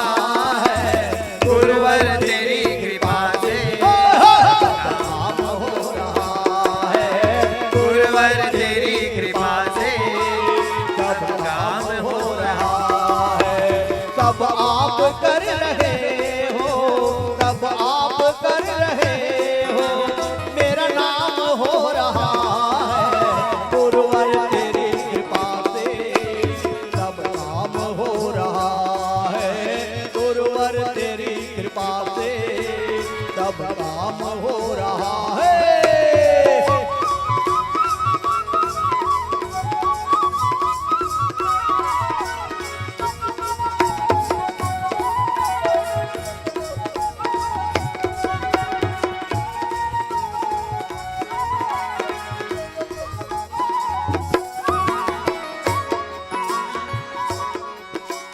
तुमने डगर डगर पे मुझको दिया सहारा, तुमने डगर डगर पे मुझको दिया सहारा, हाँ हाँ तुमने डगर डगर पे डगर पे, तुमने डगर पे डगर पे, तुमने डगर डगर पे, तुमने डगर डगर पे मुझको दिया सहारा, मेरी जिंदगी बदल दी तूने करके एक इशारा, मेरी जिंदगी बदल दी तूने करके एक इशारा, एहसान पे तेरा ये, एहसान पे तेरा ये, एहसान हो रहा है गुरुवर तेरी कृपा से सब हो रहा है, गुरुवर तेरी कृपा से सब काम हो रहा है। सब आप कर रहे हो, सब आप कर रहे हो, मेरा नाम हो रहा है गुरुवर तेरी कृपा से सब काम हो रहा है, गुरुवर तेरी कृपा से सब काम हो रहा है।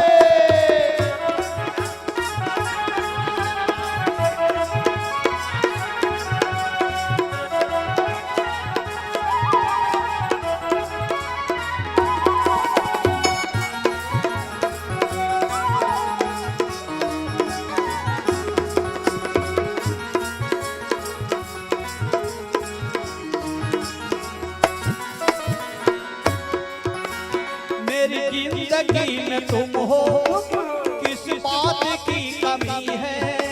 मेरी जिंदगी में तुम हो, किस बात की कमी। अरे हाँ हाँ मेरी जिंदगी में तुम, हाँ हाँ मेरी जिंदगी में तुम, तुम हो मेरी जिंदगी में तुम, तुम हो मेरी जिंदगी में तुम हो, मेरी जिंदगी में तुम हो, किस बात की कमी है। मेरी जिंदगी में तुम हो, किस बात की कमी है। और अब किसी की मुझको परवाह भी नहीं है, और अब किसी की मुझको परवाह भी नहीं। तेरी बदौलतों से, तेरी बदौलतों से सब काम हो रहा है। और तेरी कृपा से सब काम हो रहा है। गुरुवर तेरी कृपा से सब काम हो रहा है। सब आप कर रहे हो, सब आप कर रहे हो, मेरा नाम हो रहा है। गुरुवर तेरी कृपा से सब काम हो रहा है। गुरुवर तेरी कृपा से सब काम हो रहा है।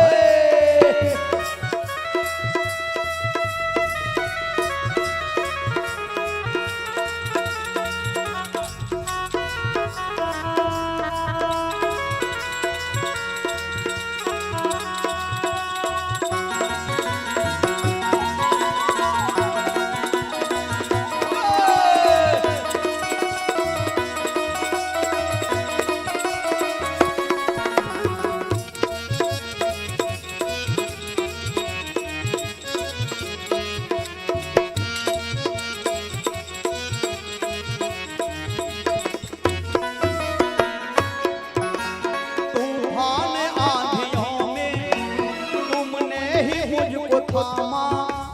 तूफान आंधियों में तुमने ही मुझको थामा। तुम कृष्ण बन के आए जब मैं बना सुदामा। तुम कृष्ण बन के आए जब मैं बना सुदामा। तेरी ही ये कृपा है, तेरी ही ये कृपा है जो सब काम हो रहा है। गुरुवर तेरी कृपा से सब काम हो रहा है। गुरुवर तेरी कृपा से सब काम हो रहा है। सब आप कर रहे हो, सब आप कर रहे हो, मेरा नाम हो